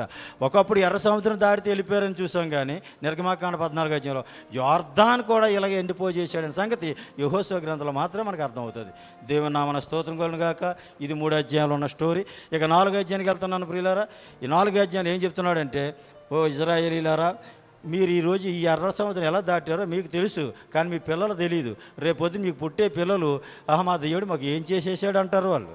కాబట్టి ఎర్ర సముద్రాన్ని ఎలా పాయలు చేశాడో మా పితరుల కాలంలో, మా కాలంలో యోర్దాను కూడా అలాగే పాయలు చేశాడు, దానికి మేము సాక్షులని చెప్పడానికి యాజకులు యోర్దాను నదులు ఎక్కడైతే నిలబడ్డారో అక్కడి నుంచి గోత్రానికి ఒక రాయి తీసి 12 రాళ్ళు తీసుకొచ్చి బయటకు వచ్చి గిల్గాల్లో అట్లా సాక్షులుగా నిలబెట్టండి. మీ పిల్లలు తరతరాలకు అది జ్ఞాపకార్థంగా ఉండాలి. మన ముందు ఎర్ర సముద్రం కూడా నిలబడలేకపోయింది, మన ముందు యోర్దాను కూడా నిలబడలేకపోయింది. మన దేవుడు ఇంత శక్తివంతుడు. కాబట్టి మీరు బ్రతుకు దినాలన్నీ కూడా ఏ దేవతలను కూడా మీరు ఆరాధించకూడదు, భూమి మీద ఇంకే దేవుని కూడా మీరు ఆరాధించకూడదు. మీ ప్రభు అయిన యేసుక్రీస్తుని తప్ప, మీ ప్రభు అయిన యెహోవాను తప్ప ఇంకెవరిని ఆరాధించకూడదు. ఇది 4 అధ్యాయాలు ఇచ్చిన ఇన్ఫర్మేషన్ పిల్లారా. ఇక 5వ అధ్యాయానికి వెళ్తున్నాను నేను. 5వ అధ్యాయానికి వచ్చేసరికి యెహోషువ అప్పుడు యోర్దాను దాటేశారు. దాటేసిన తర్వాత గిల్గాల్లో స్టేజ్ చేశారు. మొట్టమొదటి స్టేజ్ కనాన్ దేశంలోకి వచ్చిన తర్వాత ఇదే ఫస్ట్ నివాసం ఏర్పాటు చేశారు. ఇక్కడ ఇంచుమించి ఒక నెల రోజులంతా ఇంచుమించి ఉంటారు. ఓకే, ఇక్కడ ఏం జరుగుతుందంటే అరణ్యంలో పుట్టిన వాళ్ళకి ఎవరికి కూడా సున్నత లేదు కాబట్టి ఇక్కడ అందరికీ మళ్ళీ సుల్తీ చేయించారు. పిల్లలందరికీ, పెద్దలు అందరికీ సుల్తీ, అందరూ ఒక్కరోజే సుల్తీ చేసేసుకున్నారు. దీనికి అందుకే గిల్గాల్ అని పేరు పెట్టారు. అక్కడ దానికి ఏమొచ్చి పుట్టినోట్లు ఏమిచ్చాడు చూడండి, దొర్లించిన అని ఉంటుంది. అంటే 9వ వచనంలో దీని మీనింగ్, 5వ అధ్యాయం 9వ వచనంలో, నేడు నేను ఐగుప్తు అవమానం మీ మీద ఉండకుండా దొర్లింపు చేసి ఉన్నానని యెహోషువతో అనెను. అందుచేత నేటి వరకు ఆ చోటుకి గిల్గాలు అని పేరు. గిల్గాల్ అంటే దొరలించిన అని పుట్టినోట్లను చూసుకోండి. అంటే ఇక్కడి నుంచి ఐగుప్తు అవమానాల తొలగించాడు యేసుప్రభు. ప్రతి దాంట్లో యేసుప్రభు కనబడతాడు. మీకు ఆదికాండం మొదలు తీసుకొని బైబిల్ మొత్తం మీద కీర్తనలోను, ధర్మశాస్త్రంలోను, అన్ని ప్రవక్తల గ్రంథాలు నా గురించి రాయబడి ఉన్నాయని యేసుప్రభు ఇప్పుడే చెప్పాడు. లోక 24:44 అనేక చోట్ల చెప్పాడు. కాబట్టి ఇక్కడ కూడా యేసుప్రభు కనబడుతున్నాడు మనకి. ఎక్కడి నుంచి ఏంటి ఈ అవమానం దొర్లించేశాడు. ఇక ఐగుప్తు అవమానం ఇంకా లేదు. ప్రభువులోకి వచ్చే వరకు నీకున్న అవమానం, ప్రభులోకి వచ్చుకున్న వరకు నీకున్న బాధలు, ప్రభులోకి వచ్చుకుని నీకున్న శాపాలు, నీకున్న పాపాలు మొత్తం తీసి పారేశాడు ఆయన. యేసు రక్తం ప్రతి పాపముని విడిపించి మిమ్మల్ని పవిత్రులుగా చేస్తుందని చెప్పేశాడు. కాబట్టి వీళ్ళకి సున్నత జరిగిపోయింది. ఇక రెండో సంఘటన ఇంకోటి జరుగుతుంది ప్రియులారా. 10వ వచనంలో ఇక్కడ పస్కా పండుగ చేస్తున్నారు. పస్కా పండుగ ఎప్పుడు చేస్తారు ఇశ్రాయేళ్ళు? మొదటి నెల 14వ తేదీ సాయంకాలం చేస్తారు పస్కా పండుగని. ఈ పస్కా పండుగ కూడా ఆచరించారు. మొట్టమొదటి అరణ్యంలో ఉన్నప్పుడు ఇవి చేయలేదు వీళ్ళు, అక్కడ వాళ్ళకి వీలు కాలేదు, ఇప్పుడు చేశారు వీళ్ళు. ఇంకా 3వ తేదీలో మనం చూడవచ్చు 12వ వచనంలో, ఈ దేశ పంటను తింటున్నారంట, మన్నా అయిపోయిందంట. అంటే ఇంతవరకు మన్నా తింటున్నారు వీళ్ళు. అంటే ఆ రోజు ఐగుప్తు నుంచి బయటకు వచ్చింది మొదలుగా 40 సంవత్సరాలు ఉదయం సాయంకాలం మన్నా భోజనం చేస్తున్నారు వీళ్ళు. వంట చేసుకోవట్లేదు వీళ్ళు. తెప్పాలు తోముకాకలేదు, ఉల్లిపాయలు కొయ్యాకలేదు, ఏమీ చేయక్కలేదు. భర్తలు కాయగూరలు తేకలేదు, ఉల్లిపాయలు తేకలేదు. ఏంటి ఎలాంటి కాయగూరలు తెచ్చావు? నీకు అసలు కాయగూరలు కొండ మీ అమ్మ నేర్పిందే లేదా? ఇలాంటి ఉల్లిపాయలు తెస్తావేటి అని పాపం ఈ తిట్లు శివాట్లు మొగలకి ఎన్నో ఉంటాయి. ఇవన్నీ తప్పేయాలి దేవుని దయ వల్ల. ఓకే, అయితే ఇప్పుడు ఇక్కడి నుంచి ఏమవుతుంది? కనాన్ దేశ పంట తింటున్నారు. అద్భుతం అన్నమాట, దేవుని స్తోత్రం. ఇక నెక్స్ట్ ఇంకో ఈ సంఘటన ఇందులో 14 వచనం చూడండి. 13, 14 వచనం ఏం రాబడిందంటే, యెహోవా సేనాధిపతి ఒక ఆయన కత్తి ఎదురు పట్టుకున్నాడు, నిలబడ్డాడు. ఆయన యెహోషువ చూశాడు. చూచి, ఎవరయ్యా నువ్వు మా పక్షాన్ని ఉన్నావా మా శత్రుల పక్షాన్ని వచ్చావా అని అడిగాడు. నేను యెహోవా పక్షాన్ని వచ్చాను అన్నాడు ఈ సేనాధిపతి. ఓకే అంటే యెహోవా పక్షాన్ని వచ్చి మేము యెహోవా పక్షం వాళ్ళు కాబట్టి మనందరూ ఒకటైనా అర్థం. నేను బైబిల్ పట్టుకుని వచ్చి రావు గారి దగ్గరికి, నేను పాస్టర్ గారిని కాదు సార్, నేను బైబిల్ టీచర్ని, బైబిల్ రైటర్ని, మరి ఇలా రాజమండ్రి నుంచి వస్తున్నాను సార్, మరి మా చిన్నబ్బాయి చర్చ కోసం వస్తే, ఓకే మీరు యేసుప్రభుని నమ్ముకున్నారు కదా, మరి మేము ఒకటే రండి సార్, రెండు బ్రదర్ని కలిపేసుకున్నారు నన్ను. అంటే ఇక్కడ కూడా సేనాధిపతిని ఏం చేసాడు యెహోషువ? కలిపేసుకున్నాడు. అనగానే ఆయన నువ్వు దగ్గర రాకు, నువ్వు దూరంగా ఉన్నాడు. ఆయన నీ చెప్పులు తీ ముందు, ఇది నీ పరిశుద్ధ స్థలం నేను ఉన్నది. ఎందుకంటే ఈ యేసుప్రభు ఈయన. యెహోవా సేనాధిపతి అంటే ఎవరు? పాత నిబంధనలు యేసుప్రభు అయినా. ఎందుకంటే ఆల్రెడీ సంఖ్యాకాండం 22 అధ్యాయంలో మీకు 22 అధ్యాయం 23 వచనంలో మీరు రాసుకోండి. సంఖ్యాకాండం 22, 23లో ఎప్పుడు యెహోవాతో ఒకసారి ప్రత్యక్షమైంది. ఎక్కడ? ఒక గాడిదకి మీద ఉన్న ప్రవక్త మాత్రం కళ్ళు కనబడలే, కానీ గాడిదకి కనబడ్డాడు ఈయన కత్తి తొట్టుకొని. వెంటనే గాడిదని కొడుతున్నాడు. ఎక్కడికి వెళ్తుంది అది? కత్తి తొట్టుకుని ఎదురు నిలిచినాడు ఆయన. ఈ ప్రవక్త కనబడలే, గాడిదకి కనబడుతుంది. ఆయనే మళ్ళీ ఇక్కడికి వచ్చాడు. అంటే ఇప్పుడు ఏం అర్థమవుతుంది మనకి? అబ్బాయి యెహోషువ, మోసే కాలంలో నేను మీకు తోడై ఉన్నాను, మోసే కాలంలో మీ ప్రజలతో నేను కూడా ఉన్నాను, మీకు నేను కనబడట్లేదు, ఇదిగో మరలు ఇప్పుడు కూడా మీకు ఉంటాను నేను తోడు, నువ్వు భయపడకు అని చెప్తున్నాడు. ఇది దేవుని నామన స్తోత్రం కలుగును గాక. మనతో తోడై ఉన్న దేవుడు, మన పక్షాన ఉన్న దేవుడు, మనలో ఉన్న దేవుడు కనపడ్డ కంటికి కార్యాలు జరిగిస్తుంటాడు. ఇది 5వ అధ్యాయంలో ప్రియులారా. 6వ అధ్యాయానికి వెళ్తున్నాను నేను. 6వ అధ్యాయం వచ్చేసరికి ఇక ఎరుకో పట్టణం మీదకి యుద్ధానికి వీళ్ళు బయలుదేరుతున్నారు. ఎరుకో పట్టణాన్ని జయించాలంటే ఏ విధంగా జయించారో 6వ అధ్యాయంలో ఉంది. ముందుగా వెళ్తారు బాబు, బోర్లు పట్టుకొని 7 యాజకులు వెళ్తారు, యోధులు కూడా వెళ్తారు, ఆ తర్వాత మందసం కూడా వెళ్తుంది, ఆ తర్వాత మందసం మోసే వాళ్ళు ఉంటారు, దొండ అంత సైన్యం వెనకాల ఉండాలి. నేను కేకలేమన్నప్పుడు మీకు కేకలు వేయాలి, బోర్లు వదమన్నప్పుడు బోర్లు వదాలి. ఈ సిస్టమ్ ప్రకారంగా ఎరుకో పట్టణంలో 7 దినాలు మీరు ఆ ప్రాకారం చుట్టూ తిరగాలి. మొదటి దినం ఒక్కసారి తిరిగి చాలు, రెండో దినం ఒక్కసారి తిరిగితే చాలు, అలా 6 దినాలు ఒక్కొక్కసారి తిరిగితే చాలు. 7వ దినం మాత్రం 7 సార్లు తిరగాలి.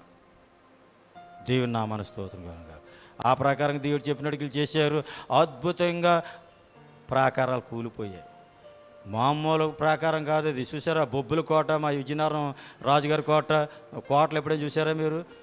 ఆ కోటలు ఎంత బలంగా ఉంటాయో, చాలా ఎత్తుగా ఉంటాయి, చాలా బలంగా ఉంటాయి. ఆ కోటలు పడగొట్టాలంటే ఎవడి వల్ల కాదు. అంతకన్నా బలమైన కోటలు ఎరుకో కోటలట. అలాంటి కోటలు యుద్ధం లేకుండా, బాంబు లేకుండా, తుపాకీ లేకుండా, ఒక బాణం వేయకుండా అందరూ యెహోవాకే జై, యెహోవాకే జై, యేసుప్రభుకే జై అని హల్లెలూయా అంటేప్పటికట ఈ మొత్తం గోడలను కూలిపోయాడు. అసలు అద్భుతం అంటే అద్భుతం ఇది. ఆ పాటలు మీరు పాడుతారు కదా, ఎరుకో గోడలు కూలిపోయి అని, అదే ఇది. ఇక అందరూ పేరు మొత్తం ఎరుక వాళ్ళందరిని జయించేశారు. అందులో శపించబడిన దాని మాత్రం ఎవరేం తీసుకోకూడదు. ఆ పట్టణం శపించబడ్డది కాబట్టి మీరు ఎవరేం తీసుకోకూడదు ఒక హెచ్చరిక ఇచ్చాడు యెహోషువ. అయితే ఇశ్రాయేలు ఒక ఆయన తప్పు చేశాడు, దురదృష్టవంతుడు, ఈయన దరిద్రుడి పాపం ఆకాను. వెళ్ళి ఆయన సైన్యంలో ఉన్నాడు, మళ్ళీ సైనికుడే. ఐగుప్తులో పుట్టాడు ఆయన కూడా. అరణ్యంలో మరి మంచి సైనికుల్లోంచి 6 లక్షల మందిలో ఈయన కూడా ఒక వీరుడు వచ్చేసాడు. ఇక దగ్గరికి వచ్చేసాడు, ఇంక భూభాగం పనిచేసుకుంటారు. ఈ సమయంలో ఒక దరిద్రపోటు ఆలోచన చేసాడు. ఏం చేశాడంటే ఒక మంచి సీనార్ వస్త్రాన్ని తీసుకున్నాడంట. అలాగే 200 తాలూకా ఏదో వెండి, 200 వెండి ఏదో రాశాడు. 200 తులాలు వెండట, 50 తులాలట బంగారం కమ్మట. ఈ 3 తీసి దాచేసుకున్నాడు. ఇంటి కొట్టుకెళ్ళాలి ఆవిడకి ఇచ్చేసాడు, పిల్లలకి ఇచ్చి అందరూ గొయ్యి తీసి దాచేసారు ఇంట్లోని. దాచి ఏమి అరగనోటి వచ్చి యుద్ధంలోకి వచ్చేసాడు. ఎరుకో మీద విజయం వచ్చింది కదా. ఈ స్టోరీ చాలా జాగ్రత్త వినాలి మీరు. దేవుడు వద్దని పని చేస్తే ఎంత శాపమో. అంతా అయిపోయింది, ఎరుకో జయించేశారు. రాహాబు కుటుంబాన్ని కూడా ఆ ఎర్రందారం కట్టారు కదా, తీసుకొచ్చేసారు, ఇంట్లో పెట్టేసారు, ఇశ్రాయేలు కలిపేసుకున్నారు. ఇక అంతా అయిపోయింది ఆ రాజ్యంలో. ఇప్పుడు జన్మధన్యం అయిపోయింది ఎవరికి? రాహాబు కుటుంబానికి. ఇజ్రాయేల్లో చేరిపోయారు వాళ్ళు. అసలు వాళ్ళు ఇజ్రాయేల్ కాదు, 12 గోత్రాలు ఏ గోత్రానికి సంబంధించిన కాదు, కానీ అమోరీల దేశానికి సంబంధించిన వాళ్ళు. అయినా వాళ్ళు చేరిపోయారు, రక్షణ వచ్చింది వాళ్ళకి ఆటోమేటిక్గా. ఇప్పుడు ఈ రక్షింపబడిన ఆకాను బ్యాడ్ లక్ ఏమయ్యాడు? కుటుంబం 7వ అధ్యాయం చేస్తే భయంకరం. ఎలాగంటే వీళ్ళు హాయిపట్నంకి వెళ్తారు. ఎరుకో పట్టణం తర్వాత హాయిపట్నంకి వెళ్ళేటప్పుడు హాయిపట్నం ఏమయ్యా మరి ఎంతమంది వెళ్తాంటే, ఎందుకండి అలాంటి బలమైన ఎరుకో పట్టణాన్ని జయించేస్తాం యెహోషువ, హాయిపట్నంకి ఎందుకు అందరూ అనవసరంగా ఒక 2-3 2-3 వేల మంది వెళ్తా వాళ్ళు వచ్చేస్తా ఉన్నారు. వీళ్ళు చాలా ఈజీగా తీసుకున్నారు వీళ్ళు. అదే ఎప్పుడు మన సొంత బలం మీద ఆధారపడితే ఇలాగే ఫెయిల్యూర్స్ వచ్చేస్తాయి. చిన్నదాని మీద దేవుడి మీద ఆధారపడాలి మనం. వీళ్ళేమో 2-3 వేలు వెళ్తే చాలు, అయితే వెళ్ళంటారు కొట్టియంటారు అన్నాడు. వీళ్ళు కొట్టలే, తిరిగి వాళ్ళే కొట్టేశారు. 36 మంది చచ్చిపోయారు తిరిగి వీళ్ళే. ఎవరు? ఇజ్రాయేలీలు. యెహోషువకి పిచ్చెక్కిపోతుంది. ఏంటి 1వ అధ్యాయం చదివితే నీకు తోడై ఉంటాను, నిబ్రంగా ఉండు, ధైర్యంగా ఉండి, నీ ఎదుటి ఏ మనిషి నిలవలేడు అన్నావు. మరి మోసేకి తోడై నీకు తోడై ఉంటాను అన్నావు. మరి మా సైన్యం 36 మంది చచ్చిపోయేటి. అందులో హాయిపట్నం చాలా చిన్నదే. అప్పుడు దేవుడు మాట్లాడుతున్నాడు, యెహోషువ ఎంతవరకు ఏడుతో, ఎంతవరకు దుఃఖపడతావు? ఉదయం సాయంత్రం వరకు భోజనం చేయకుండా ఉపవాసం ఉండి ఏడుతున్నాడు యెహోషువ. సైన్యం అంతా ఉపవాసం ఉన్నారు, మొత్తం ఇజ్రాయేల్ సంఘం అంతా ఉపవాసం ఏడుతుంది. ఏంటి కనాన్ దేశం ఇస్తానన్నావు, మరి అరణ్యంలో ఎందుకు అద్భుతాలు, ఎర్ర సముద్రం పాలు చేసావు, యోర్దాను పాలు చేసావు, గొప్ప గొప్ప రాజులు మాకు నిలవకుండా చేసావు, ఇంత హాయి చిన్న పట్టణం మీద ఓడిపోయి ఏంటి? బాబు మీలో ఒక తప్పు జరిగింది, మీలో శపితమైంది ఉంది. ఒకడు మీలో శపితమైన దాన్ని తీసుకొచ్చి దాచాడు. ఆడిని ఆ శపితమైన దాన్ని మొత్తం నిర్మూలన చేస్తే, పాపం మీలో కంప్లీట్గా తీసేస్తే అప్పుడు మరలా మీరు హాయిపట్నాన్ని జయిస్తారు. నేను మీకు తోడై ఉంటాను, అంతే తప్ప నేను మీకు లేకపోతే తోడై ఉండను. మరి మొగమాట లేదు నా దగ్గరే అని చెప్పేసాడు దేవుడు. ఎక్కడ? 7వ అధ్యాయంలో. 7వ అధ్యాయం మీరు చదివేటప్పుడు ఈ విషయాలన్నీ కనబడతాయి. కాబట్టి 11వ వచనంలో నేను చెప్పిన మాట ఉంది, ఆ శపితమైందే ఉంది, దాన్ని తీసి దొంగిలించాడు అని బొంకాడని ఉంది. కాబట్టి 7వ అధ్యాయంలో అప్పుడు ఏం చేస్తున్నాడంటే, జబ్ది ఎవరో జరహు మునిమానవుడు, జబ్ది మనవుడు, కర్మీ కుమారుడు. ఎప్పుడైనా మనవడు తాతల పేర్లు రాశాడు బైబిల్ అంటే అర్థం ఏంటంటే వాళ్ళు ఇంపార్టెంట్ మ్యాటర్ అని. రాజీవ్ గాంధీ గారు ఎవరు అంటే ఇందిరాగాంధీ గారి ఫ్యామిలీ. ఇప్పుడు ఉన్నటువంటి రాహుల్ గాంధీ ఎవరంటే ఇందిరాగాంధీ గారి దగ్గర నుంచి చెప్పుకొస్తారు. ఎన్టీ రామారావు మనోడు ఎవరు? ఎన్టీ రామారావు ఉన్నారు కదా, ఆయన ఎవరంటే వాళ్ళ తాత ఎన్టీ రామారావు, ఆయన నాన్న హరికృష్ణ, బాలకృష్ణ ఎవరు ఉంటారు కదా, వాళ్ళ వంశం అంతా చెప్తారు. జగన్ గారు ఎవరు అంటే వాళ్ళ నాన్నగారు వైఎస్ రాసి, అంటే పూర్వీకుల నుంచి చెప్పుకొస్తారు. అంటే ఎప్పుడైనా బైబిల్లో మీకు తాతల పేర్లు ముత్తాతల పేర్లు రాశారు అంటే దాని అర్థం ఏంటంటే వాళ్ళు కూడా ప్రాముఖ్యమైన వ్యక్తులని అర్థం. ఓకే, ఈ జబ్దీ మనవుడు మునిమానవుడు, జబ్దీకి మునిమానవుడు, జరహుకి మునిమానవుడు, జబ్దీ మనవుడు, కర్మీ కుమారుడు అయిన ఆకాన్. యెహోషువ పిలిచాడు అందరినీ. ఏమయ్యా మరి ఇలా జరిగింది, మనం ఓడిపోవడం కారణం మనలో ఎవరు తప్పు చేశారట, ఎవరు అబద్ధం చేశారు, దొంగతనం చేశారట, ఎవరని చెప్పండి అంటే ఈయన అప్పుడు ఒప్పుకొని ముందుకు వచ్చాడు. ఎన్నో వచనం 20వ వచనంలో వచ్చాడు ఆయన. అయ్యా, నేను ఇశ్రాయేలు దేవుడైన యెహోవాకు విరోధంగా పాపం చేసినది నిజము.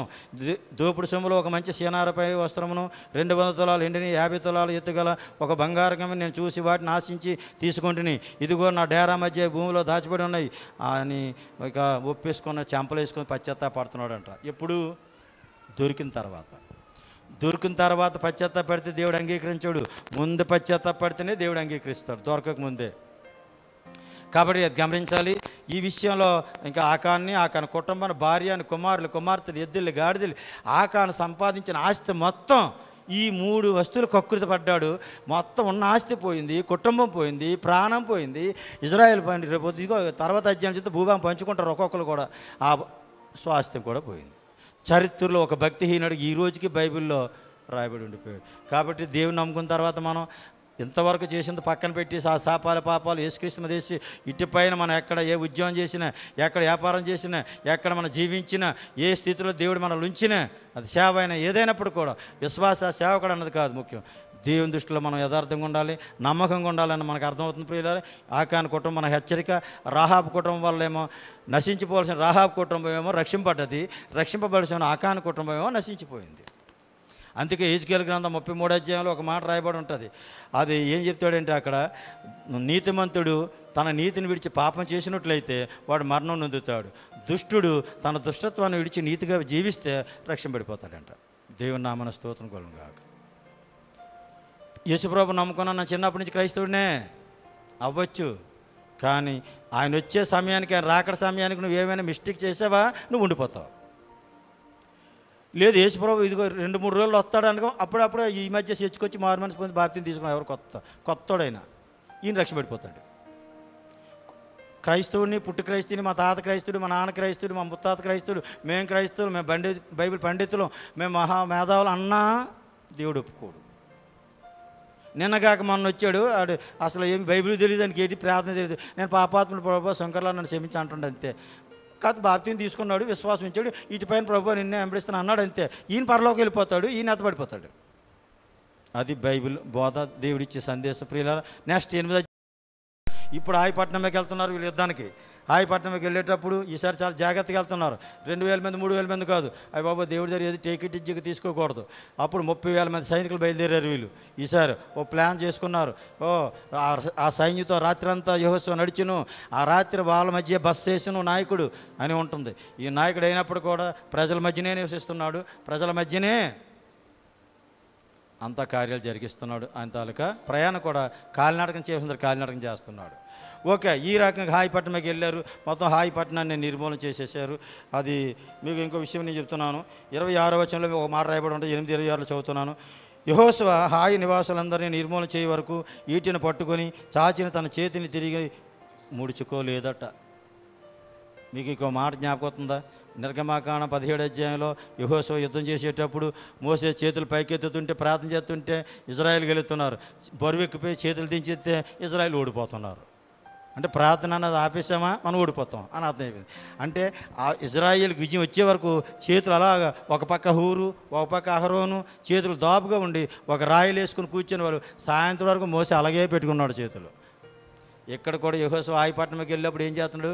ఆ చాచినటువంటి ఈటిని ఆ యుద్ధం అంతా విజయం పొందే వరకు, సంపూర్ణంగా హాయి నిర్మూలన అయ్యే వరకు కూడా తిరిగి వెనక్కి తీయలేదట. దేవుని నామన స్తోత్రం కలుగుగాక. కాబట్టి ఇక్కడ మనకి ఏం బోధిస్తుంది? మనం ప్రార్థించే ప్రార్థనాంశానికి జవాబు ఇచ్చే వరకు ప్రార్థన ఆపకూడదు.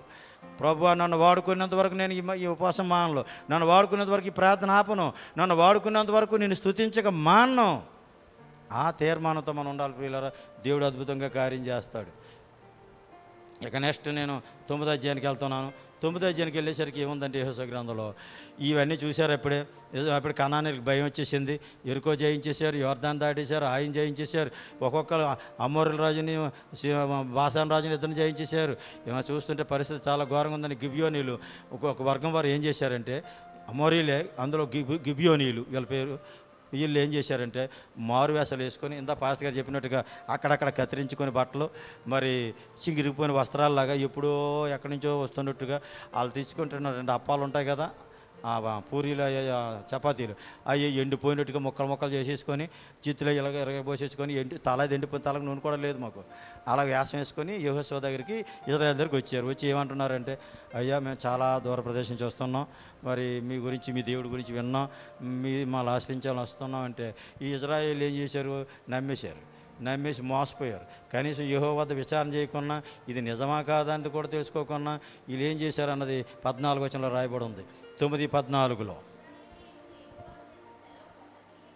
వారి ఆహారంలో కొంత పుచ్చుకొనగా యెహోషువ వచ్చిన వారితో సమాధానపడి వారిని బ్రతుకునిచ్చుటకు వారితో నిబంధన చేశాను.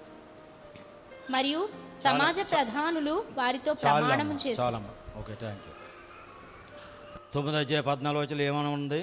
యెహోవా చేత సెలవు పొందకుండానే, యెహోవా పర్మిషన్ తీసుకోకుండానే, వీళ్ళు విచారణ చేయకుండా వీళ్ళు సొంత నిర్ణయాలు తీసేసుకున్నారు. ఎప్పుడైనా విజయాలు వచ్చాయో మన జీవితంలో మనకు గర్వం వచ్చేస్తుంది. ఏదైనా మనం విజయాలు చూసామా, ఆశీర్వాదాలు చూసామా, మనలో ఆటోమేటిక్గా హృదయం మోసకరమైంది. ఇంత పాట పాడారు పాస్టర్ గారు. అది హృదయం మోసకరం, మన హృదయం మనమే గ్రహించుకోలేము.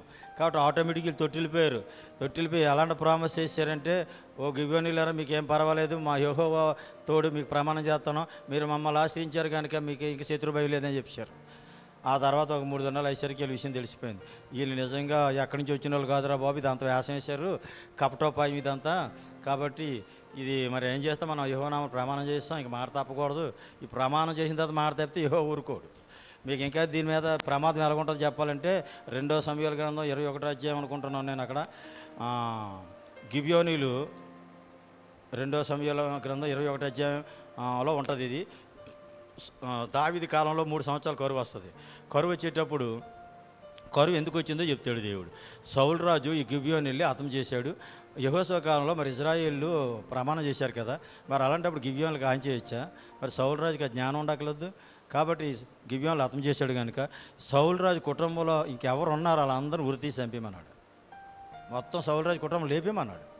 అప్పుడు సౌలు రాజు ఉపపత్ని అయిన ఆ రిస్పా కుమారులు, ఆ తర్వాత ఇంకా బంధువర్గం మొత్తం అందరినీ చంపేస్తాడు దావీదు. ఎందుకంటే దేవుడి ఆజ్ఞ అది. కారణం ఈ గిబియోనులకు ప్రమాణం చేసి మాట తప్పాడు అక్కడ సౌలు రాజు. కాబట్టి యెహోవా నామాన, దేవుడి నామాన ఎప్పుడైనా ఒక మాట ఇచ్చామా, మనం ప్రమాణం చేసామా, ప్రభువా నీకు ఇది ఇస్తానని, చర్చికి ఇది చేస్తాను, పాస్టర్ గారికి ఇలా చేస్తాను, సంఘానికి ఇలా చేస్తాను, ప్రభు నీ కొరకు ఇలా జీవిస్తాను అన్న తర్వాత ఫెయిల్ అయ్యామా, మరలా మనకి శిక్షలు తప్పవు. కాబట్టి అలాంటి శిక్షలు గురవకుండా, పనిష్మెంట్లు గురవకుండా మనం ఏం చేయాలి? ఏ మాట అయితే దేవుడి దగ్గర ప్రామిస్ చేయకూడదు, ఇచ్చామంటే నిలబెట్టుకోవాలి. ఓకే, మాట తప్పకుండా మనం చూసుకోవాలి. ఇది గిబియోనుల స్టోరీ 9వ అధ్యాయంలో ఉంటుంది. ఆ తర్వాత ఈ గిబియోనులు వీళ్ళు ఏం పెట్టుకున్నారంటే కట్టెలు కొట్టడానికి, వీళ్ళకి పరిచయం చేయడానికి, పని వాళ్ళ కింద సేకరణ చేసుకోవడానికి పెట్టుకున్నారు వీళ్ళు. ఓకే, నెక్స్ట్ 10వ అధ్యాయానికి వెళ్తున్నాను. 10వ అధ్యాయం వచ్చేసరికి ఇక కంప్లీట్గా మన ఎరుకో రాజుని జయించడం, హాయి రాజుని జయించడం, గిబియోనులు వీళ్ళతో సమాధాన పడిపోయి మిగతా అమోరీల రాజులు అందరికీ తెలిసిపోయింది. అమోరీల రాజులు ముఖ్యంగా 5 ఉంటారు. 5 పేర్లు కూడా 10 అధ్యాయాలు ఉంటాయి. ఇక వాళ్ళు కాకుండా మిగతా రాజ్యాలు మొత్తం రాజులంతా కూడా ఒకటి అయిపోయారు. ఈ టైంలో మనందరూ ఒకటి అవ్వకపోతే ఈ క్రైస్తవులు జయించలేము. అన్ని మతాల వారు ఒకటి రావాలి. ప్రపంచం క్రైస్తవం ఎక్కువైపోతుంది, పాస్టర్లు ఎక్కువైపోతున్నారు, చర్చిలు ఎక్కువైపోతున్నారు. కాబట్టి అని అంటున్నారు కదా. అలాగా ఆ రోజుల్లో కూడా వీళ్ళు అన్నారు. ఏమన్నారు? ఇజ్రాయేలు ఐగుప్తు నుంచి విడుదలై అరణ్యం నడుచుకుంటూ కనాన్ దేశంలో అడుగు పెట్టేశారు. ఆల్రెడీ సీహోన్ రాజుని ఓగిని జయించేశారు. యోర్దాను అవతల అక్కడ కూడా ఎరుకోని జయించేశారు, హాయిని జయించేశారు. గిబియోనులు చూస్తే వాళ్ళపాకని చేరిపోయారు. కాబట్టి మనందరం ఒకటయ్యి గిబియోనుల మీదకి యుద్ధానికి వెళ్తున్నారండి అన్నాడు. ఫస్ట్ గిబియోనుల మీదకి. గిబియోనులు అప్పుడు మనలో ఒకళ్ళు చేరిపోయారు కదా దరిపాకనంటే, ఇప్పుడు గిబియోనులకి ఈ విషయం తెలిసి యెహోషువను ఆశ్రయిస్తారు. యెహోషువ దగ్గరికి వెళ్ళి అడుగుతారు, మేము వాళ్ళు ఆశ్రయించాం, మరి మీరే మాకు అండాను. కానీ ఇప్పుడు గిబియోనుల పక్షాన్ని యెహోషువ యుద్ధం చేస్తాడు. ఇశ్రాయేలీలు ఇప్పుడు గిబియోనుల పక్షాన్ని యుద్ధం చేస్తున్నారు అమోరీలతో. యుద్ధం చేసేటప్పుడు 12 వచనం చూడండి. చదవమ్మా 10-12. ఇశ్రాయేలీలు ఎదుట అమోరీయులను అప్పగించిన దినమున ఇశ్రాయేలీలు వినుచుండగా యెహోషువ యెహోవాకు ప్రార్థన చేసెను. సూర్యుడా నీవు గిబియోనులో నిలువుము, చంద్రుడా నీవు అయ్యాలోను లోయలో నిలువుము. జనులు తమ శత్రువుల మీద పగ తీర్చుకొను వరకు సూర్యుడు నిలిచెను, చంద్రుడు ఆగెను అను మాట యాషేరు గ్రంథములో రాయబడి ఉన్నది కదా. చాలమ్మా, థ్యాంక్ యూ. ఏమర్థమైంది మీకు? ప్రపంచ చరిత్రలో లెక్కించవలసిన రోజు ఇది ఒకటే. భూమి పుట్టింది మొదలుకొని, ఆకాశం పుట్టింది మొదలుకొని, సూర్యచంద్రులు దేవుడు పెట్టింది మొదలుకొని, సూర్యచంద్రులు ఆపగలిగినటువంటి శక్తి ప్రపంచంలో ఎవ్వరికీ లేదు, దేనికి లేదు, సృష్టించిన దేవుడు తప్ప. ఆ తర్వాత యెహోషువ ప్రార్థనలో సూర్యచంద్రులు ఆపేశాడు. యుద్ధం చూస్తే ఎందుకు ఆపేశాడో మీకు తెలియాలి. సూర్యచంద్రులు ఆపేసి పని ఏంటి? సూర్యచంద్రులకి ఈయనకి సంబంధం ఏంటంటే సాయంత్రం సూర్యుడు అస్తమించిపోతే యుద్ధం ఆపేయాలి. అది యుద్ధ తాలూకా ధర్మం. కాబట్టి సూర్యుడు అస్తమించిపోతున్నాడు. ఇప్పుడు ప్రార్థన చేసాడు, ప్రభువా ఇంకా శత్రువులు చాలామంది ఉన్నారు, అమోరీల రాజులు 5గురు ఏకమైపోయి వచ్చేసారు, విస్తారమైన జనం, మరి మిగతా రాజులందరూ వచ్చేసారు, శత్రుత్వం చూస్తే చాలా ఎక్కువ ఉంది, ఈ టైంలో సమయం సరిపోవట్లేదు. అప్పుడు ప్రార్థన చేశాడు. ఏమైనా ప్రార్థన చేశాడట? సూర్యుడా నువ్వు గిబ్యోన్లో ఆగిపో, చంద్రుడా నువ్వు అయ్యాలంలో ఆగిపో అంటే ఆగిపోయాట. ఆ తర్వాత 13వ వచనం చూడండి. సూర్యుడు ఆకాశ మధ్యమున నిలిచి ఇంచుమించు ఒకనాడెల్లా అస్తమింప త్వరపడలేదు. దేవుని స్తోత్రం. చరిత్రలో రాయబడింది ఇది. ఒక మానవుడు ప్రార్థన చేస్తే సూర్యచంద్రులు కూడా ఆపేస్తాడు, దేవుడు ఆపేస్తాడు అంతే. నువ్వు దేవుడికి ఇష్టంగా ఉంటే, నువ్వు దేవుడికి ఇష్టమైన పనులు చేస్తే దేవుడు నువ్వు చెప్పినట్టు వింటాడు. నువ్వు దేవుడు చెప్పినట్టు వింటున్నావు కనుక ఇప్పుడు నీ మాట ఆయన వింటాడు. దేవుడు చెప్పినట్టు యెహోషువ బానిసగా ఉన్నప్పుడు ఉన్నాడు, పరిచారకుడిగా ఉన్నప్పుడు ఉన్నాడు, ఇప్పుడు నాయకత్వంలో కూడా దేవుడి మాటని అనుసరిస్తున్నాడు కనుక ఇప్పుడు యెహోషువ చెప్పినట్టు దేవుడు విన్నాడు. అక్కడ దేవుని నామమున స్తోత్రం. ఓకే, ఇంకా నేను 10వ అధ్యాయానికి మరి చదవండి, తర్వాత మీకు అర్థమైపోతాయి ఎన్ని యుద్ధాలు. ఇక నెక్స్ట్ 11వ అధ్యాయానికి మనం వెళ్ళేసరికి ఏం కనబడుతుందంటే 11వ అధ్యాయం 15వ వచనంతో ఈ యుద్ధాలు ఇంచుమించి అయిపోతున్నాయి. 15వ వచనంలో ఒక మాట రాయబడింది చూడండి. యెహోవా తన సేవకుడైన మోషేకు ఆజ్ఞాపించినట్లు మోషే యెహోషువకు ఆజ్ఞాపించెను. యెహోషువ అలాగే చేశాను. యెహోవా మోషేకు ఆజ్ఞాపించిన వాటన్నిటిలో నొకటియు అతడు చేయక విడువలేదు. దేవుని నామమున స్తోత్రం కలుగును గాక. ఏం చెప్తున్నాడు? యెహోవా తన సేవకుడైన మోషేకు ఆజ్ఞాపించినట్లు మోషే యెహోషువకి ఆజ్ఞాపించాడంట. యెహోవా ఏమో మోషేకు ఆజ్ఞాపిస్తే మోషే ఏమో యెహోషువకు ఆజ్ఞాపించాడు. కాబట్టి ఈ ఆజ్ఞాపించిన మాటలు అన్నీ నెరవేర్చాడట ఈయన, ఒక్కటైనా విడవలేదట. దేవుని నామమున స్తోత్రం కలుగును. అంటే నా తండ్రి నాకు కంప్లీట్గా అప్పగించిన పని అంతా సమాప్తి చేశాను అంటాడు యేసుప్రభు 17వ అధ్యాయం యోహాను సువార్తలో. అలాగే పౌలు కూడా ఏమంటాడు? నాకు అప్పగించిన పని నేను సంపూర్ణ చేశాను, నా విశ్వాసాన్ని కాపాడుకుంటేని నా కొరకు కిరీటం ఉంది. మనకు అప్పగించిన కూడా మనం చేయాలి. నోవాహు జలప్రయంలో వాడ కట్టుట యెహోవా ఎలా చెప్పాడు అలా చేశాను. ఓకే, ఇది 11వ అధ్యాయం 15వ వచనంతో యెహోషువ గ్రంథం ఇంచుమించు వాళ్ళు యుద్ధాలు అయిపోయాయి. ఈ తాలూకా మొదట మనం అనుకున్నట్టుగా యోర్దాను తూర్పున ఉన్నటువంటి దండయాత్ర మొదటి మోసే కాలంలో యోర్దానికి పశ్చిమగా ఉన్నటువంటి అంటే మహాసముద్రం మధ్యధర సముద్రానికి యోర్దానికి మధ్య భూభాగం కనాన్ మీద 3 దండయాత్రలు చేశాడు. మధ్యలో భూభాగంలో మొదటి దండయాత్ర చేశాడు. తర్వాత భూభాగంలో దక్షిణ భూభాగంలో 2వ దండయాత్ర, ఉత్తర భూభాగంలో 3వ దండయాత్ర. దీంతో ఈ దండయాత్రలు అయిపోయాయి. ఇక వీళ్ళు భూభాగాన్ని పంచుకుంటున్నారు. ఇక 12వ అధ్యాయంలో విజయాల తాలూకు లిస్ట్ ఇచ్చాడు. మీకు 12వ అధ్యాయానికి వెళ్తున్నాను. 12వ అధ్యాయం లాస్ట్ మాట చూడండి. ఆ రాజులందరి సంఖ్య 31. ఇంతవరకు యెహోషువ జయించినటువంటి మొత్తం కనాన్ దేశ రాజులందరూ లిస్ట్ ఇచ్చాడు. అక్కడ ఆ రాజుల పేర్లు ఇక్కడ ఉన్నాయి, ఏ పట్టణాలు జయించాడు అంత. పైనుంచి మీరు చదివితే 9-24 వచ్చిన వరకు అవే లిస్టు. 31 మంది రాజులు కనాన్ రాజుల్ని జయించాడు యెహోషువ. అందుకే మీకు డివిజన్లు ఇచ్చినట్టు చెప్పాను. 12 అధ్యాయాలు ఇప్పటికీ యుద్ధాలు కంప్లీట్ అయ్యాయి. 7 సంవత్సరాలు అయింది. ఇప్పటికి 7 సంవత్సరాలు 1 నెల అయింది వాళ్ళకి.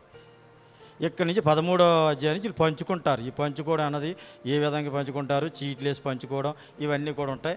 అయితే ఇక్కడ నుంచి మనకి ప్రతి అధ్యాయం చూడక్కర్లేదు. ఈ చీటీలు వేసుకోవడం ఇవన్నీ మనకి బోర్ కొడుతుంది. ఉన్న సారాంశం మీకు చెప్తాను. లేవీ గోత్రాన్ని తప్పించి ఇశ్రాయేల్ 12 గోత్రాలకి ఈ భూభాగాన్ని పంచిపెడతారు. మీకు మ్యాప్ చూడండి, బైబిల్ వెనక దేవుడే మ్యాప్ చూడండి. ఆ మ్యాప్లో మీకు ఏముంటుందంటే కనాన్ దేశం చూడండి ఒకసారి. మధ్యధర సముద్రానికి తర్వాత తూర్పున యోర్దాన్ ఉంటుంది, ఇంకా వెళ్తే యూఫ్రటీస్ నది ఉంటుంది, కింద కొత్తోడికి ఎర్ర సముద్రం ఉంటుంది, పైన లెబానాన్ పర్వతాలు హెర్మోన్ పర్వతాలు అవి ఉంటాయి. ఇది ఇజ్రాయెల్ దేశం తల సరిహద్దులు. అయితే ఈ భూభాగంలో కనాను జాతులు 7 జాతులు నివసిస్తున్నారు. కనాను జాతులు 7 ఎవరంటే నోట్ చేసుకోవచ్చు, లేదా ఆ లిస్ట్ మీకు యెహోషువ గ్రంథం 3వ అధ్యాయంలోనే ఉంది. ఆ రిఫరెన్స్ వేసేసుకోండి, తర్వాత ఆ పేర్లు రాసుకోండి బైబిల్ చూసుకొని. 3:11 యెహోషువ గ్రంథం 3:11 కనాను జాతులు 7 పేర్లు అక్కడ ఉంటాయి. అది ఎవరంటే అమోరీలు 2 చోట్ల నివసిస్తారు, అలాగే కనానీలు 2 చోట్ల నివసిస్తారు, హిత్తీలు 2 చోట్ల నివసిస్తారు, హివ్వీలు కూడా 2 చోట్ల నివసిస్తారు. కానీ కింద ఉన్నటువంటి యెబూసీయులు, ఆ మధ్యన ఉన్న పెరిజ్జీయులు, పైన ఉన్నటువంటి గిర్గాసీయులు, మొత్తం 7 జాతులు. ఈ 7 జాతులు నివసించేవారు కనాన్లో.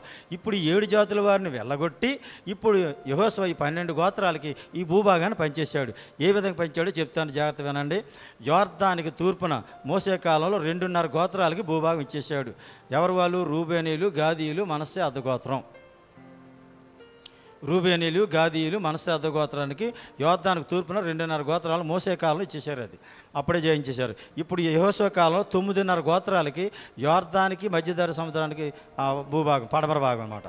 యోర్దాన్ పడమర భాగాన్ని, ఆ పశ్చిమ భాగాన్ని 9.5 గోత్రాలు పెంచాడు. ఈ 9.5 గోత్రాలు ఎవరో చెప్తాను. మీరు కింద నుంచి మ్యాప్ కింద నుంచి తలకాయ పెట్టండి, లేదా నా వైపు చూడండి. కింద ఆ దేశంలో కింద ఫస్ట్ ఇక్కడి నుంచి కింద నుంచి వెళ్ళండి, ఎర్ర సముద్రం మీద నుంచి వెళ్ళండి. ఫస్ట్ సిమియోనికి ఇస్తాడు గోత్రం. సిమియోన్ తర్వాత ఏమో యోధా గోత్రానికి ఇస్తాడు. యోధా గోత్రానికి మరలా కుడివైపు ఇది ఎడమవైపు కొద్దిగా మధ్యధర సముద్రం వైపు వెళ్తే దాను గోత్రం వస్తుంది. ఆ వాళ్ళ భూభాగం అక్కడ వచ్చింది. మరలా ఈ తాలూకా యోధా పైన బెన్యామిన్కి ఇస్తాడు. బెన్యామిన్ గోత్రం పైన ఎఫ్రాయిం గోత్రానికి ఇస్తాడు. ఎఫ్రాయింకి పైన మనస్సే అర్ధగోత్రానికి మళ్ళీ ఇక్కడ అటు వస్తుంది. మనస్సే వారికి అటుపక్క కూడా వచ్చింది, ఇటుపక్క కూడా వచ్చింది, అక్కడ అర్ధగోత్రం కూడా. అందుకే అక్కడ మనస్సు అటు ఇటు కూడా ఉంటుంది. ఆ మనస్సుకి పైన ఇస్సాకర్ గోత్రికులకు స్వాస్థ్యం వస్తుంది. ఇస్సాకర్కు పైన జెబులూనికి వస్తుంది. జెబులూనికి పైన నప్తాలికి వస్తుంది. ఎడం చేపక్క వెళ్ళండి, సముద్రం పక్కన ఆషేరు వరకు వస్తుంది. ఇది ఇజ్రాయెల్ 12 గోత్రాలకి భూభాగాన్ని పంచిపెట్టే విధానం. ఈ రకంగా పంచిపెట్టినట్టుగా మనకు 13వ అధ్యాయం తర్వాత మీకు కనపడుతుంది. ఎవరు సరిహద్దులు ఏంటో అన్నీ చెప్తాడు. ఇక నేను వీళ్ళు పంచిపెట్టుకున్న దాంట్లో ఇంకో పాయింట్ మనం గమనించాలి. ఆశ్రయపురాలు మోసే కాలంలోనే చెప్పాడు ఆశ్రయపురాల గురించి. ఇజ్రాయేల్కి యోర్దానికి యువతల తూర్భాగాన్ని 3 ఆశ్రయపురాలు ఉండాలి, యోర్దానికి పడమర 3 ఆశ్రయపురాలు, మొత్తం 6 ఆశ్రయపురాలు ఇజ్రాయేల్కి ఉండాలి. ఈ ఆశ్రయపురాలు దేనికంటే జస్ట్ ఇప్పుడు పోలీస్ స్టేషన్స్ లాగా ఉంటాయి. లేదంటే ఈ ఆశ్రయపురానికి మనకి యేసుక్రీస్తే ఇప్పుడు మన ఆశ్రయపురం, మనకి ఆ ఆశ్రయపురాలు అక్కర్లేదు. ఆశ్చర్యపురం తనకు అర్థం ఏంటంటే ఎవరైనా పొరపాటున ఎవరైనా హత్య చేశారో, చంపేశాడు, మరి అవతల వ్యక్తి ఊరుకుంటాడా? తిరిగి చంపడానికి ప్రయత్నం చేస్తాడు. ఈ లోపల ఏం చేయాలి? వెళ్ళిపోయి వ్యక్తి ఆశ్చర్యపురంలో పెద్దలు ఉంటారు, వెళ్ళి ఆ పెద్దలకి విషయం చెప్పాలా ఇలా జరిగిందని. అక్కడ ప్రధాన యాజకుడు కూడా ఉంటాడు. అప్పుడు ఈయన ఏం చేస్తారంటే జైల్లో చెరసాల్లో పెట్టినట్టుగా పెడతారు, బంధిస్తారు. ఎవరైనా ఆయన చంపడానికి వస్తే ఇంకెవరు రావడానికి అవకాశం లేదు. పోలీస్ స్టేషన్కి వచ్చిన వ్యక్తి ఇంకా ఆయన తీర్పు అయ్యే వరకు పోలీస్ కస్టడీలో ఉండవలసిందే. ఆ రకంగా ఆశ్చర్యపురానికి ఎంటర్ అయినటువంటి వ్యక్తి ఆశ్చర్యపురాన్ని ఆశ్రయించాడు కనుక, పెద్దలను ఆశ్రయించాడు కనుక, అక్కడ యాజకుడిని ఆశ్రయించాడు కనుక, ఆ యాజకుడు మరణించే వరకు కూడా ఆయన ఒంటి మీద చేయడానికి ఎవరికి అవకాశం లేదు. యాజకుడు ఎప్పుడైనా మరణిస్తే ఈయన విడుదలైపోతాడు. దేవుని నామమున స్తోత్రం కలుగును గాక. యేసుక్రీస్తు శిలువలో మరణించాడు కనుక మనకి యేసుక్రీస్తు ఆశ్చర్యపురంలో మనకి ఆయన మరణం ద్వారా మనకి విడుదల జరిగింది. దేవుని నామమున స్తోత్రం కలుగును గాక. అక్కడ యాజకుడు మరణిస్తే ఆశ్చర్యపురంలో ఉన్న వ్యక్తికి విడుదల జరుగుతుంది. ఇక్కడ యేసుక్రీస్తు లోకరక్షకుడైన ప్రపంచ మానవాళి కోసం ఆయనే బలైపోయాడు కనుక దేవుని గొర్రెపిల్లగా మానవ జాతి అంతటికీ కూడా ఇప్పుడు ఆయనే ఆశ్చర్యపురం. ఎవరైతే ఆయన ఆశ్రయిస్తారో వారందరూ కూడా విడుదల పొందుతారు. దేవుని నామమున స్తోత్రం కలుగును గాక. ఎవరైతే ఆయన ఆశ్రయించారో వారందరూ శిక్షింపడతారు. అది బైబిల్ చెప్తుంది, నేనేం చెప్పట్లేదు. దేవుని నామమున స్తోత్రం కలుగును గాక. ఇక నెక్స్ట్ 14వ అధ్యాయానికి వెళ్తున్నాను నేను. కనాను భూభాగం ఎలా పెంచారో, కనాను భూభాగం యోర్దానికి మీకు ఆశ్చర్యపురాల గురించి కావాలంటే సంఖ్య ఇది మీకు యెహోషువ గ్రంథంలో 20 అధ్యాయాలు ఉంటాయి. మీకు నేను ఆ రెఫరెన్స్లు చూపిస్తాను. అక్కడికి వెళ్ళాక 20 అధ్యాయంలో యోర్దానికి 3 ఏ పెట్టాడు అన్నది వాటి పేర్లు కూడా అక్కడ ఉన్నాయి, మీకు వినిపిస్తాను. ఇక 14వ అధ్యాయంలోని యోధా గోత్రాన్ని స్వాస్థ్యం వచ్చింది. యోధా గోత్రం స్వాస్థ్యం వచ్చేటప్పుడు ఈ 14వ అధ్యాయంలో యోధా గోత్రుడైన కాలేబు ఒక ఆయన ఉన్నాడు. ఇదొక అద్భుత సాక్ష్యం మళ్ళీ మనకి. నూను కుమారుడు అయినటువంటి యెహోషువ, యోఫెను కుమారుడు అయినటువంటి కాలేబు తప్ప ఎవ్వరు కనాను చేరని చెప్పాడు కదా. ఈ కాలేబు కూడా వచ్చాడు కదా యెహోషువతో. ఆయన ఏం సాక్షిస్తాడో ఒకసారి మీరే చదవండి 14:10. యెహోవా చెప్పినట్లు యెహోవా మోషేకు ఆ మాట సెలవిచ్చినప్పటి నుండి ఇశ్రాయేలీలు అరణ్యములో నడిచిన ఈ 45 ఏండ్లు ఆయన నన్ను సజీవునిగా కాపాడి ఉన్నాడు. ఇదిగో నేనిప్పుడు 85 ఏండ్ల వాడను. మోషే నన్ను పంపిన నాడు నాకెంత బలమో నేటి వరకు నాకంత బలము. దేవుని స్తోత్రం కలుగును గాక. మీకు అర్థమైంది అనుకుంటాను. యెహోషువతో ఏం చెప్తున్నాడంటే కాలేబు యెహోషువ నువ్వు నేను మనం కనాను వెళ్ళి వచ్చేటప్పుడు మోసే మన ఇద్దరు వాగ్దానం చేశాడు కదా, మరి మరి ఆ వాగ్దానం మరి మా భూభాగం మాకు వచ్చినట్టు అంటే హెబ్రోన్ కోరుకున్నాడు, ఈయన హెబ్రోన్ ఇచ్చేసాడు ఈయన కోరుకున్నట్టుగా. ఇంకా దేవుడే చెప్పాడు ఇచ్చేయమని. తర్వాత ఏంటంటే ఇక్కడ ఏమన్నాడు, ఒక మంచి సాక్షి ఇచ్చాడు కాలేబు. 45 సంవత్సరాలు ఈ అరణ్య ప్రయాణంలో నేటి వరకు కనాను వచ్చే వరకు 45 సంవత్సరాలు దేవుడు నన్ను సజీవుడిగా కాచి కాపాడాడు. ఇప్పుడు నా వయసు 85 సంవత్సరాలు. అంటే అంతకుముందే ఐగుప్తులు ఉన్నప్పుడే ఈయనకి యెహోషువ సమకాలికుడే మాట ఈయనకి కాలేబుకి. అక్కడ 40 సంవత్సరాలు ఐగుప్తులు ఉన్నాడు. అరణ్య ప్రయాణంలో ఎంతవరకు 45 సంవత్సరాలు, టోటల్ 85 సంవత్సరాలు. చివరిలో మాట అన్నాడు, ఏమన్నాడు, అప్పుడు నాకెంత బలమో ఇప్పుడు నాకు అంతే బలం. దేవుని నామమున స్తోత్రం కలుగును గాక. మనం ఎంతో చూసాం ద్వితీయోపదేశకాండం 34:7 మోసే 120 సంవత్సరాలు గలవాడే, దుష్టమాంద్యం తగ్గలేదు, సత్తు తగ్గలేదు అని రాశాడు. ఇక్కడ కాలేబు ఏమంటున్నాడు, నాకు అప్పుడు ఎంత బలమో 85 సంవత్సరాల ముసలోడైనా ఇప్పుడు నాకు అంతే బలం, యుద్ధానికి వెళ్ళగలరు రాగలరు అంటున్నాడు. దేవుడికి వందనాలు. నిజంగా ఇలాంటి వాళ్ళకి ఇచ్చినటువంటి బలాల్లో వాళ్ళకి ఇచ్చినటువంటి ఈ సాక్ష్యాలు పెట్టి దేవుడు మహిమ పొందుతున్నాడు.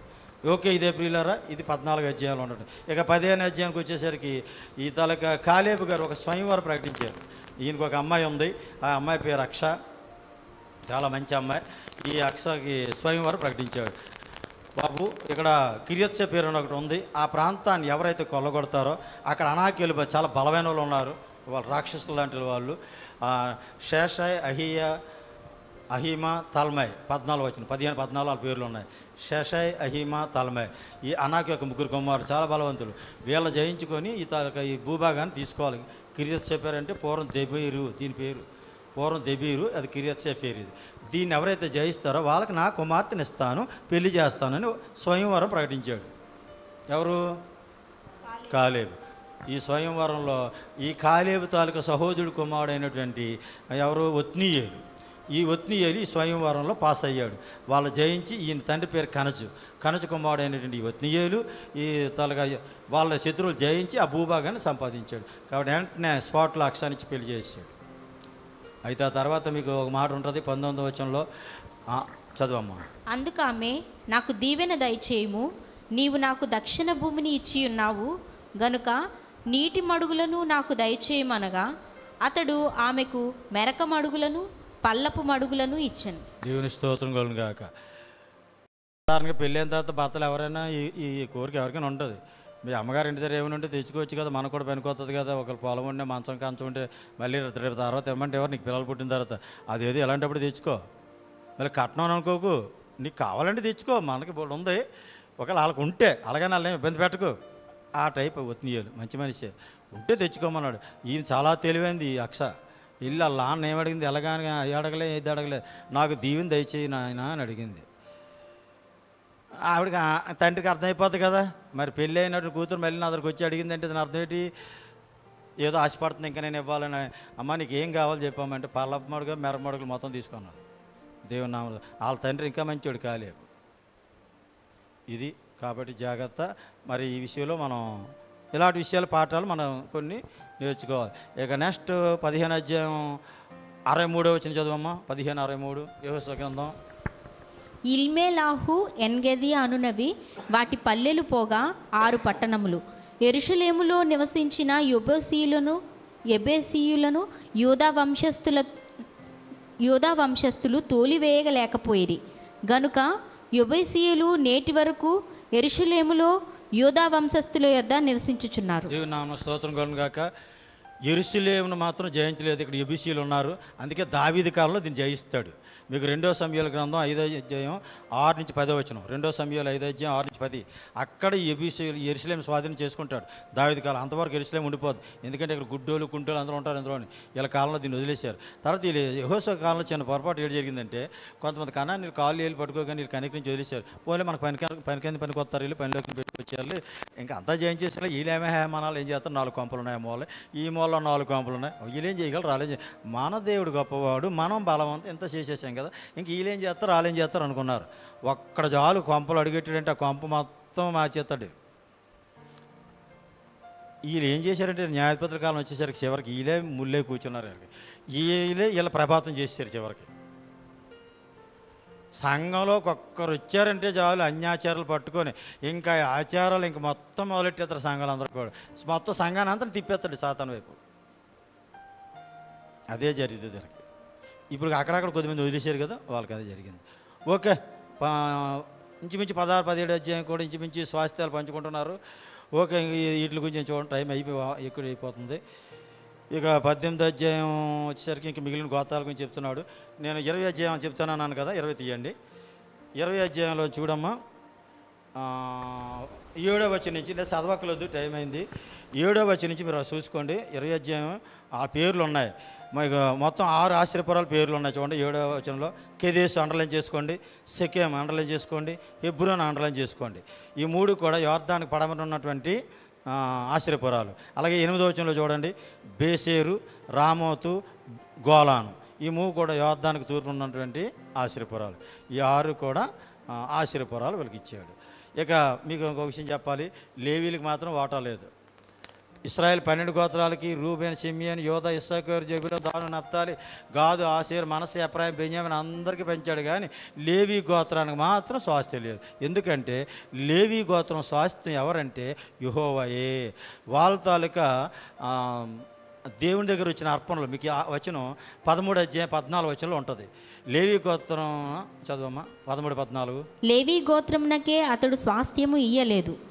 ఇశ్రాయేలీల దేవుడైన యెహోవా వారితో సెలవిచ్చినట్లు ఆయనకు అర్పింపబడు హోమములే వారికి స్వాస్థ్యము. దేవుని నామమున స్తోత్రం కలుగాక. అర్థమైపోయింది అనుకుంటున్నాను మీకు. కాబట్టి లేవీలకి స్వాస్థ్యాలు ఉండవు, భూభాగం ఉండదు. వాళ్ళకి పట్టణాలు ఇస్తాడు, ఆ ఇజ్రాయెల్ మధ్య వాళ్ళు నివాసించాలి. వాళ్ళ గురించి ప్రార్థన చేయటం వాళ్ళ పని, దేవుడికి ఆ విషయాలు తెలియచేయటం, రికమెండ్ చేయటం వాళ్ళ పని. వాళ్ళు ఇచ్చిన దశభాగాలు, వాళ్ళు ఇచ్చిన అర్పణలు, వాళ్ళకి ఇచ్చిన కానుకలు అవన్నీ వీళ్ళు వాటి వల్లే బతకాల. ఓకే, నెక్స్ట్ 22 అధ్యాయానికి వెళ్తున్నాను నేను. ప్రాముఖ్యమైన అధ్యాయం 22 అధ్యాయం అనేసరికి ఒక అపార్థం జరిగిపోయింది. ఇక్కడ ఏం జరిగిపోతుందంటే, ఈ 2.5 గోత్రాల వారు అంతా నెరవేర్చేశారు. మీకు 21 అధ్యాయం 44 వచనంలో మీరు లాస్ట్ రాసుకోండి రిఫరెన్స్. యెహోవా ఇశ్రాయేలు సెలవిచ్చిన మాటలన్నీ ఏది తప్పిపోలేదు. లాస్ట్ చదవమ్మా. యెహోవా వారి పితరులతో ప్రమాణం చేసిన వాటన్నిటి ప్రకారము అన్ని దిక్కులయందు వారికి విశ్రాంతి కలుగజేసెను. యెహోవా వారి శత్రువులందరినీ వారి చేతికి అప్పగించి ఉండెను గనుక వారిలో నొకడును ఇశ్రాయేలీల ఎదుట నిలవలేకపోయెను. యెహోవా ఇశ్రాయేలీలకు సెలవిచ్చిన మాటలన్నిటిలో ఏదియూ తప్పి ఉండలేదు, అంతయు నెరవేరెను. దేవుని నామమున స్తోత్రం. అండర్లైన్, బైబిల్ అండర్లైన్ చేసుకోండి. దేవుడు చెప్పినట్టు ఏ మాట తప్పిపోలేదు, అంతా నెరవేరింది. దేవుని నామమున స్తోత్రం కలుగును గాక. ఈ సమయం వచ్చేసరికి ఇక 22 అధ్యాయంలో మనం వెళ్తున్నాం. 21 అధ్యాయం అంతా నెరవేరిపోయింది కదా, మరి 2.5 గోత్రాల్లో మళ్ళీ వెళ్ళిపోవాలి కదా వాళ్ళ భూభాగానికి, తూర్భాగాన్ని. మనం 1 అధ్యాయం చూసాం కదా. వీళ్ళందరూ వాళ్ళ సహోదరులందరూ కూడా అప్పుడు ఇల్లులు, స్వాస్థ్యాలు అన్నీ పనిచేసుకున్నారు. మరి ఇంకా మేము వెళ్తాం అయితే ఇంకా సెలవు అని బాయ్ అనుకున్నారు. వీడుకోలు చెప్పుకుని ఒకళ్ళు ముద్దెట్టుకుని ఉంటారు, కౌగిలించుకుని ఉంటారు, ఎవరు సెకండ్లు ఇచ్చుకున్నారు ఏం తెలియదు. కానీ మొత్తం వెళ్ళిపోయారు. వెళ్ళిపోయిన తర్వాత వీళ్ళు వెళ్ళి ఓ పని చేశారు, ఓ బలిపీఠం కట్టారు యోర్దాను దాటిన తర్వాత. ఈ విషయం ఇలా తెలిసింది 9.5 గోత్రాల వరకు. ఇక కత్తులు ఊరుకొని బాణాలు బట్టి పట్టేశారు. అప్పుడు వీళ్ళు అంత దుర్మార్గులు, మనతో పాటు ఇంతవరకు కలిసి ఉండి అప్పుడే మన అందరూ ఒక దగ్గరే కదా, యెహోవా బలిపీఠం మీదే కదా. యెహోవా బలిపీఠం ద్వారా మనం బలు అర్పించాలా, ఒక్క బలిపీఠే కదా మనకు ఉండాలా. మళ్ళీ వీరొక బలిపీఠం కట్టుకున్నారట అక్కడ. అపార్థం చేసుకొని వీళ్ళు అప్పుడు యుద్ధాలకు రెడీ అయిపోయారు. ఇక యెహోషువ సైన్యాన్ని పంపించేస్తున్నాడు. ఇక ఎందుకని మంచి యుద్ధానికి వెళ్ళే ముందు పని చేద్దాం, మన ఎలియాజు కొడుకు పీనేహాస్ ఉన్నాడు కదా, ఆ పీనేహాస్ అని యాజకుడిని కొంతమంది ముఖ్యమైన ప్రధానులకు పంపిద్దాం, అసలు ఎందుకు బలిపీఠం కట్టారో తెలుసుకుందాం అని ముందుగా పంపారు. పంపిన తర్వాత అక్కడ పరిస్థితి పెట్టి యుద్ధానికి వెళ్దాం అని ఆగారు. వెళ్ళేసరికి వాళ్ళు చెప్పారు, ఏమయ్యా మీరు మొత్తం యజ్ఞం చదవండి 22 అధ్యాయం. ఏమయ్యా మీరు చేసిన పని అయితే తప్పు కదా, మనకున్న దేవుడు ఒక్కడే, మనకున్న మందిరం ఒకటే, మన ఒక బలిపీఠం ఆల్రెడీ ఎక్కడైనా అందరూ అక్కడికే రావాలి కదా. ఇశ్రాయేలు గోత్రాలన్నీ కూడా ఆయన ఏర్పాటు చేసుకున్న స్థలానికి, మళ్ళీ మీరు ఇక్కడ బలిపీఠం కట్టారంటే అన్నలారా మీరు మమ్మల్ని అపార్థం చేసుకున్నారా, ఆ బలిపీఠం కట్టిన దాని గురించి కాదు. రేపొద్దున మా పిల్లలు యువతలు ఉంటారు, మీ పిల్లలు అవతలు ఉంటారు, మనం చచ్చిపోతాం. అప్పుడు మా పిల్లలు మీ దగ్గర రావచ్చు, మీ పిల్లలు రానిపోవచ్చు. కాబట్టి అప్పుడు ఏం చెప్తారు, ఒకప్పుడు మనకు అందరికీ అన్నదమ్ములు, ఒకప్పుడు యెహోషువ కాలం ఇలా మన భూభాగం పంచారు, కాబట్టి తర్వాత కాలంలో మనందరూ ఇలా ఉండాలని దీనికి సాక్షిగా ఒక సాక్షి బలిపీఠం పెట్టాను తప్ప బలు అర్పించడానికి కాదు. అది మా పిల్లలకు చెప్పడానికి రేపు పొద్దున్న ఇలా భూభాగాలు పంచుకుందా ఇలా తిరిగి వచ్చాము, మా పితరులు కూడా సాయం చేశారు యుద్ధంలో సైనికులుగా అని ఒక సాక్ష్యానికి చెప్పారు. అప్పుడు అందరూ సంతోషించారు, వీళ్ళు సంతోషించారు, వాళ్ళు సంతోషించారు. దేవుడు మన మధ్య ఉన్నాడని మనకు అర్థమైంది అంటారు. 22 అధ్యాయం 31 వచనం లాస్ట్ లైన్లో యెహోవా మన మధ్య ఉన్నాడని నేడు ఎరుగుదము. దేవుడు ఈరోజు కూడా మన మధ్య ఉన్నాడు కనుక ఈవేళ ఈ కార్యక్రమం నడుస్తుంది. దేవుడు మన సంఘంలో మన మధ్య ఉన్నాడు కనుక ఈ బైబిల్ స్టడీ ప్రతి ఆదివారం జరుగుతున్నాయి. దేవుడు నామన స్తోత్రం కలుగును గాక. ఆయన హెచ్చవలసి ఉంది, మనం తగ్గవలసి ఉంది. ఇక నెక్స్ట్ 23వ అధ్యాయం వచ్చేసరికి యెహోషువ వృద్ధాప్యలోకి వచ్చాడు, అందరిని పిలిచాడు. వృద్ధుడు అయిపోయాడు అని రాయబడి ఉంది మీకు. అందరిని పిలిచాడు, పెద్దలందరిని పిలిచాడు. అబ్బాయి మరి నేను లోకలందరూ వెళ్ళవలసిన మార్గం నేను వెళ్ళిపోతున్నాను. నేను వెళ్ళిపోయిన తర్వాత మీరు ధర్మశాస్త్రం మోసే ఏం చెప్పాడు, ఆ ధర్మశాస్త్రం మాత్రం మీరు తూచ పాటించాలి. మరలా మీరు ఆ దేశం వెళ్ళింది ఈ కనాన్లోకి వచ్చారు కదా, అన్నీ స్థిరపడిపోయి మంచి ఇల్లులు కట్టేసుకున్నాం, మాకేటి లోటు లేదు, మా పిల్లలు పెద్ద పెద్ద పెద్ద ఉన్నత స్థానానికి వెళ్ళిపోయారు అని దేవుని పక్కనెట్టి ఇతర దేవతలుగా నెంబడించారా, మరలా అది ఇది ఆచారాలు పాటించారా, ఎక్కడి నుంచి తీసుకొచ్చాడో అక్కడ పంపించేస్తాడు మిమ్మల్ని అని యెహోషువ అందరికీ హెచ్చరిస్తాడు 23వ అధ్యాయంలో. ఇక 24వ అధ్యాయానికి వచ్చేసరికి సేమ్ మళ్ళీ హెచ్చరిక. షేకెములు అందరినీ కూడగొడతాడు. కూడగొట్టిన తర్వాత 2వ వచనం ఒకసారి చదవండి అమ్మా, చాలా ఇంపార్టెంట్, అండర్లైన్ చేసుకోండి. 24:2. ఇశ్రాయేలీల దేవుడైన యెహోవా చెప్పినదేమనగా, ఆదికాలం నుండి మీ పితరులు అనగా అబ్రహామునకును నాహోరునకును తండ్రి అయిన తెరాహు కుటుంబీకులు నది యూప్రటీసు అద్దరి నివసించి ఇతర దేవతలను పూజించిరి. అయితే నేను నది అద్దరి నుండి మీ పితరుడైన అబ్రహామును తోడుకుని వచ్చి కనాను దేశం అంతటా సంచరింపజేసి అతనికి సంతానం విస్తరింపజేసి. చాలా మీకు 24:2 ఎందుకు చదివించానంటే, అబ్రాహం కుటుంబీకులు తెరహు కుటుంబీకులు అన్నమాట. అబ్రాహం తండ్రి ఎవరు? తెరహు కుమారులు ఎవరు? నాహోరు, హారాను, అబ్రాహం. వీళ్ళు ఎక్కడుండేవారు? కల్దీ దేశంలో ఉండేవారు. యూపటేసిన దగ్గర ఉండేవారు. మనం ఆదికాండలో చూసాం కదా. అక్కడ వీళ్ళు ఏం చేసేవారట? దేవతలను ఆరాధించేవారట. అంటే మన్నాకు వీళ్ళు విగ్రహారాధకులే. మనం ఒకప్పుడు విగ్రహారాధన చేసి ఎలాగొచ్చాం? 5 కుటుంబాల నుంచి వీళ్ళు కూడా విగ్రహారాధకులే, అబ్రాహం పితరులు. అది చెప్తున్నాడు యెహోషువ. మీ పితరులు అయినటువంటి తెరహు కుటుంబీకులు అందరూ కూడా విగ్రహారాధన చేశారు. ఎక్కడ? యూపటేసిన పక్క. ఆ తర్వాత ఐగుప్తు వచ్చిన తర్వాత ఐగుప్తులో కూడా మీరు విగ్రహారాధన చేశారు మీ పితరులు. అరణ్యలో కూడా దూడబొమ్మలు చేసుకుని డ్యాన్సులు వేశారు మీరు, మీ పితరులు. మీరు విగ్రహారాధన మానలే. ఇప్పుడు కూడా అమోరీల దేశానికి వచ్చారు కనుక అమోరీల దేవతలు కానీ, యూపటేసిన ఎదురు ఉన్న దేవతలు కానీ, ఐగుప్తులు ఉన్న దేవతలు కానీ, ప్రపంచం మీద ఏ దేవతలు దేవుడిని అయిన ఇతర దేవుళ్ళు మీరు వెంబడించారా, కొలిచారా, పూజించారా, ఆరాధించారా? మీకు యెహోవా బుద్ధి చెప్తాడు. 24:15 ఆ మాట చెప్తున్నాడు. నేను నా ఇంటి వారు యెహోవాను మాత్రమే సేవిస్తాం. సవాల్, ఛాలెంజ్ అంటున్నాడు. 100 నేను నా ఇంటి వారు యెహోవానే, యేసుప్రభునే ఆరాధిస్తాం, యేసుప్రభునే వెంబడిస్తాం. ఇక ప్రపంచంలో ఎవరు నాకు ఏది ఆశ పెట్టినా, ఉన్నా పోయినా, ఏదైనా ప్రాణం ఉన్నా పోయినా నేను ప్రభుని విడిచిపెట్టను. సవాల్ క్రైస్తవుడు అదే చెప్తున్నాడు. యెహోషువ సవాల్ చేస్తున్నాడు ఇశ్రాయేల్ సైన్యంతో. సవాల్ అంటున్నాడు, ఛాలెంజ్. అంటే అప్పుడు వీళ్ళందరూ అంటున్నారు, మేము కూడా, వీళ్ళందరూ చాలా మంచి మాటలు చెప్తారు. 24 బాగానే ఉంటారులేండి వీళ్ళు కూడా. మన దేవుడు యెహోవా పరిశుద్ధ దేవుడు, 19వ వచనంలో ఆయన రోషము గల దేవుడు, కాబట్టి దేవుళ్ళకే దేవుడు ఈయన. యెహోవాని తప్ప ఇంకెవరిని మేము ఆరాధించాం, యెహోవాని తప్ప ఇంకెవరిని మేము వెంబడించాం అని ప్రమాణాలు చేశారు. ఈ విధమైన కమిట్మెంట్ అందరితో తీసుకున్నాడు యెహోషువ. ఇది యెహోషువ గ్రంథంలో ఉన్నటువంటి విషయాలు. ముగింపులోకి వచ్చాను నేను. కాబట్టి ప్రియులారా, యెహోషువ గ్రంథం మీకు అర్థమైంది అనుకుంటాను. ఇంతవరకు ఈ ప్రమాణం చేసిన తర్వాత 24వ అధ్యాయం లాస్ట్లో మీరు 29వ వచనంలో చూస్తే యెహోషువ 110 సంవత్సరాలు బతికి చనిపోయాడని ఉంది. ఇతనికి తిమ్నత్సెహరు, చూడండి 30వ వచనంలో ఆ పేరు ఉంటుంది, తిమ్నత్సెరహు అన్నటువంటి భూభాగాన్ని స్వాస్థ్యంగా తీసుకున్నాడు. అక్కడ యెహోషువను పాతిపెట్టారు. ఇంకొక అద్భుతం చెప్పమంటారు ఇక్కడ 32వ వచనంలో, యోసేపు ఎముకలు ఇంతవరకు మోసుకొచ్చారు వీళ్ళు. ఐగుప్తు నుండి ఇంతవరకు యోసేపు ఎముకలు ఇన్ని సంవత్సరాలు దాచారు. దాసి ఇప్పుడు ఇదిగో యోసేపుకి వచ్చిన భూభాగంలో పాతారు వాటిని. మీకు 32వ వచనంలో ఉంది, 24-32లో. ఆ తర్వాత 33వ వచనంలో ఎలియాజరు చనిపోతాడు, ప్రధాన యాజకుడు.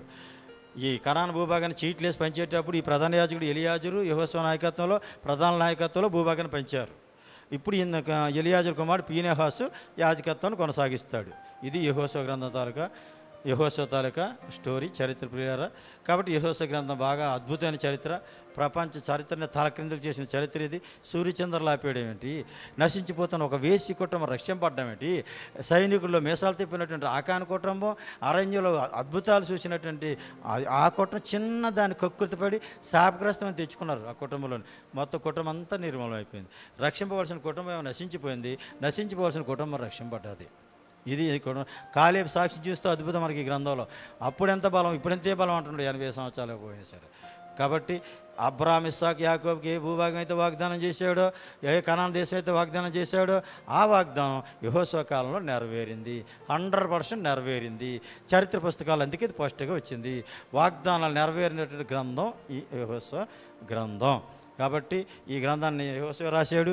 15 సంవత్సరాల సుమారు చరిత్ర ఇది. 110 సంవత్సరాలు ఈయన జీవించాడు. ఇది ఈయన తాలూకా స్టోరీ. ఇంకా ఈ గ్రంథం చదువుతుంటే మీకు అనేక విషయాలు దేవుడు బయలుపరుస్తాడు. ఇంకా అనేక విషయాలు దేవుడు మీకు బయలుపరచునుగాక. దేవుడు ఆధ్యాత్మిక విషయాలు మర్మాలు కూడా మీకు బయలుపరచునుగాక. ఈ తాలూకా హిస్టరీని బట్టి, యెహోషువ తాలూకా క్యారెక్టర్ని బట్టి మనం నేర్చుకోవాల్సిన పాఠం, యేసుప్రభుని మనం కలిగి ఉన్నాం కనుక యేసుప్రభుని అంతవరకు మనం వెంబడిస్తే పరలోకానికి సంబంధించిన వాగ్దానాలు ఏవైతే ఉన్నాయో అక్కడ మీకు నివాసాలు ఉన్నాయి, మీ పేర్లు జీవగ్రంథాలు ఉన్నాయి, మీ పేర్లు అక్కడ ఉన్నాయని చెప్పాడు కదా యేసుప్రభువే. మీ స్వాస్థ్యం భద్రపరచబడి ఉంది. భూమి మీద ధనం కూర్చుకోకండి, ఇక్కడ ఖర్చు పెట్టిన ప్రతి రూపాయి కూడా మీకు పరలోకంలో అకౌంట్లో పడుతుందని చెప్పారు.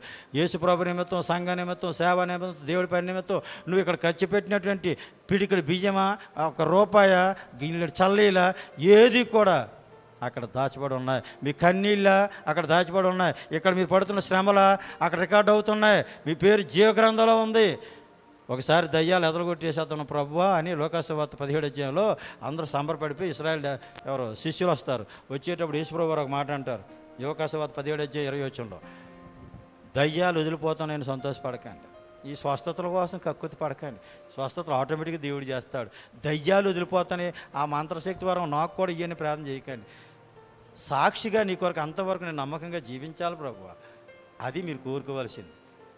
నీ అభిషేకం నాకు నీ ఆత్మ నాకు అది కోరుకోండి. ఇవెందుకు ఈ ఆస్తిపాస్తులు రావు, ఈ వరాలు అక్కడికే రావు. కాబట్టి దయ్యాలు వదిలిపోతున్నాయని మీరు సంతోషపడకండి. మీరేటో మీకు మంచి భోజనాలు దొరుకుతున్నాయి, బట్టలు దొరుకుతున్నాయి, కానుకలు దొరుకుతున్నాయి, సంతోషపడకండి. మీ పేర్లు జీవగ్రంథంలో రాయబడి ఉన్నాయని సంతోషించండి అన్నాడు. దేవుని నామన స్తోత్రం కలుగుగాక. ఇశ్రాయేలుకి కనాన్ దేశం భూభాగం పంచుకుంటే భౌతిక సంబంధం ఆశీర్వాదం అయితే, ఈవేళ క్రైస్తవ సంఘానికి, సార్వత్రిక సంఘానికి, యేసుప్రభు నమ్ముకున్న ప్రతి ఒక్కడు కూడా పరలోక వాగ్దానం ఉంది. పరలోక జీవగ్రంథం మీ పేర్లు ఉన్నాయని చెప్పాడు. పరలోకల నివాసాలు ఉన్నాయని చెప్పాడు. పరలోకల కిరీటాలు ఉన్నాయని చెప్పాడు.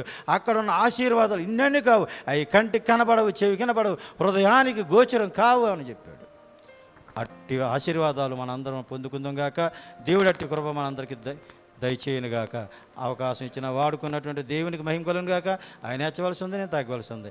అవకాశం ఇచ్చిన పాస్టర్ గారికి మీ అందరికీ ప్రత్యేక వందనాలు తెలియజేస్తున్నాను. ఇంతతో నా మాటలు ముగిస్తున్నాను. God bless you. ఆమెన్.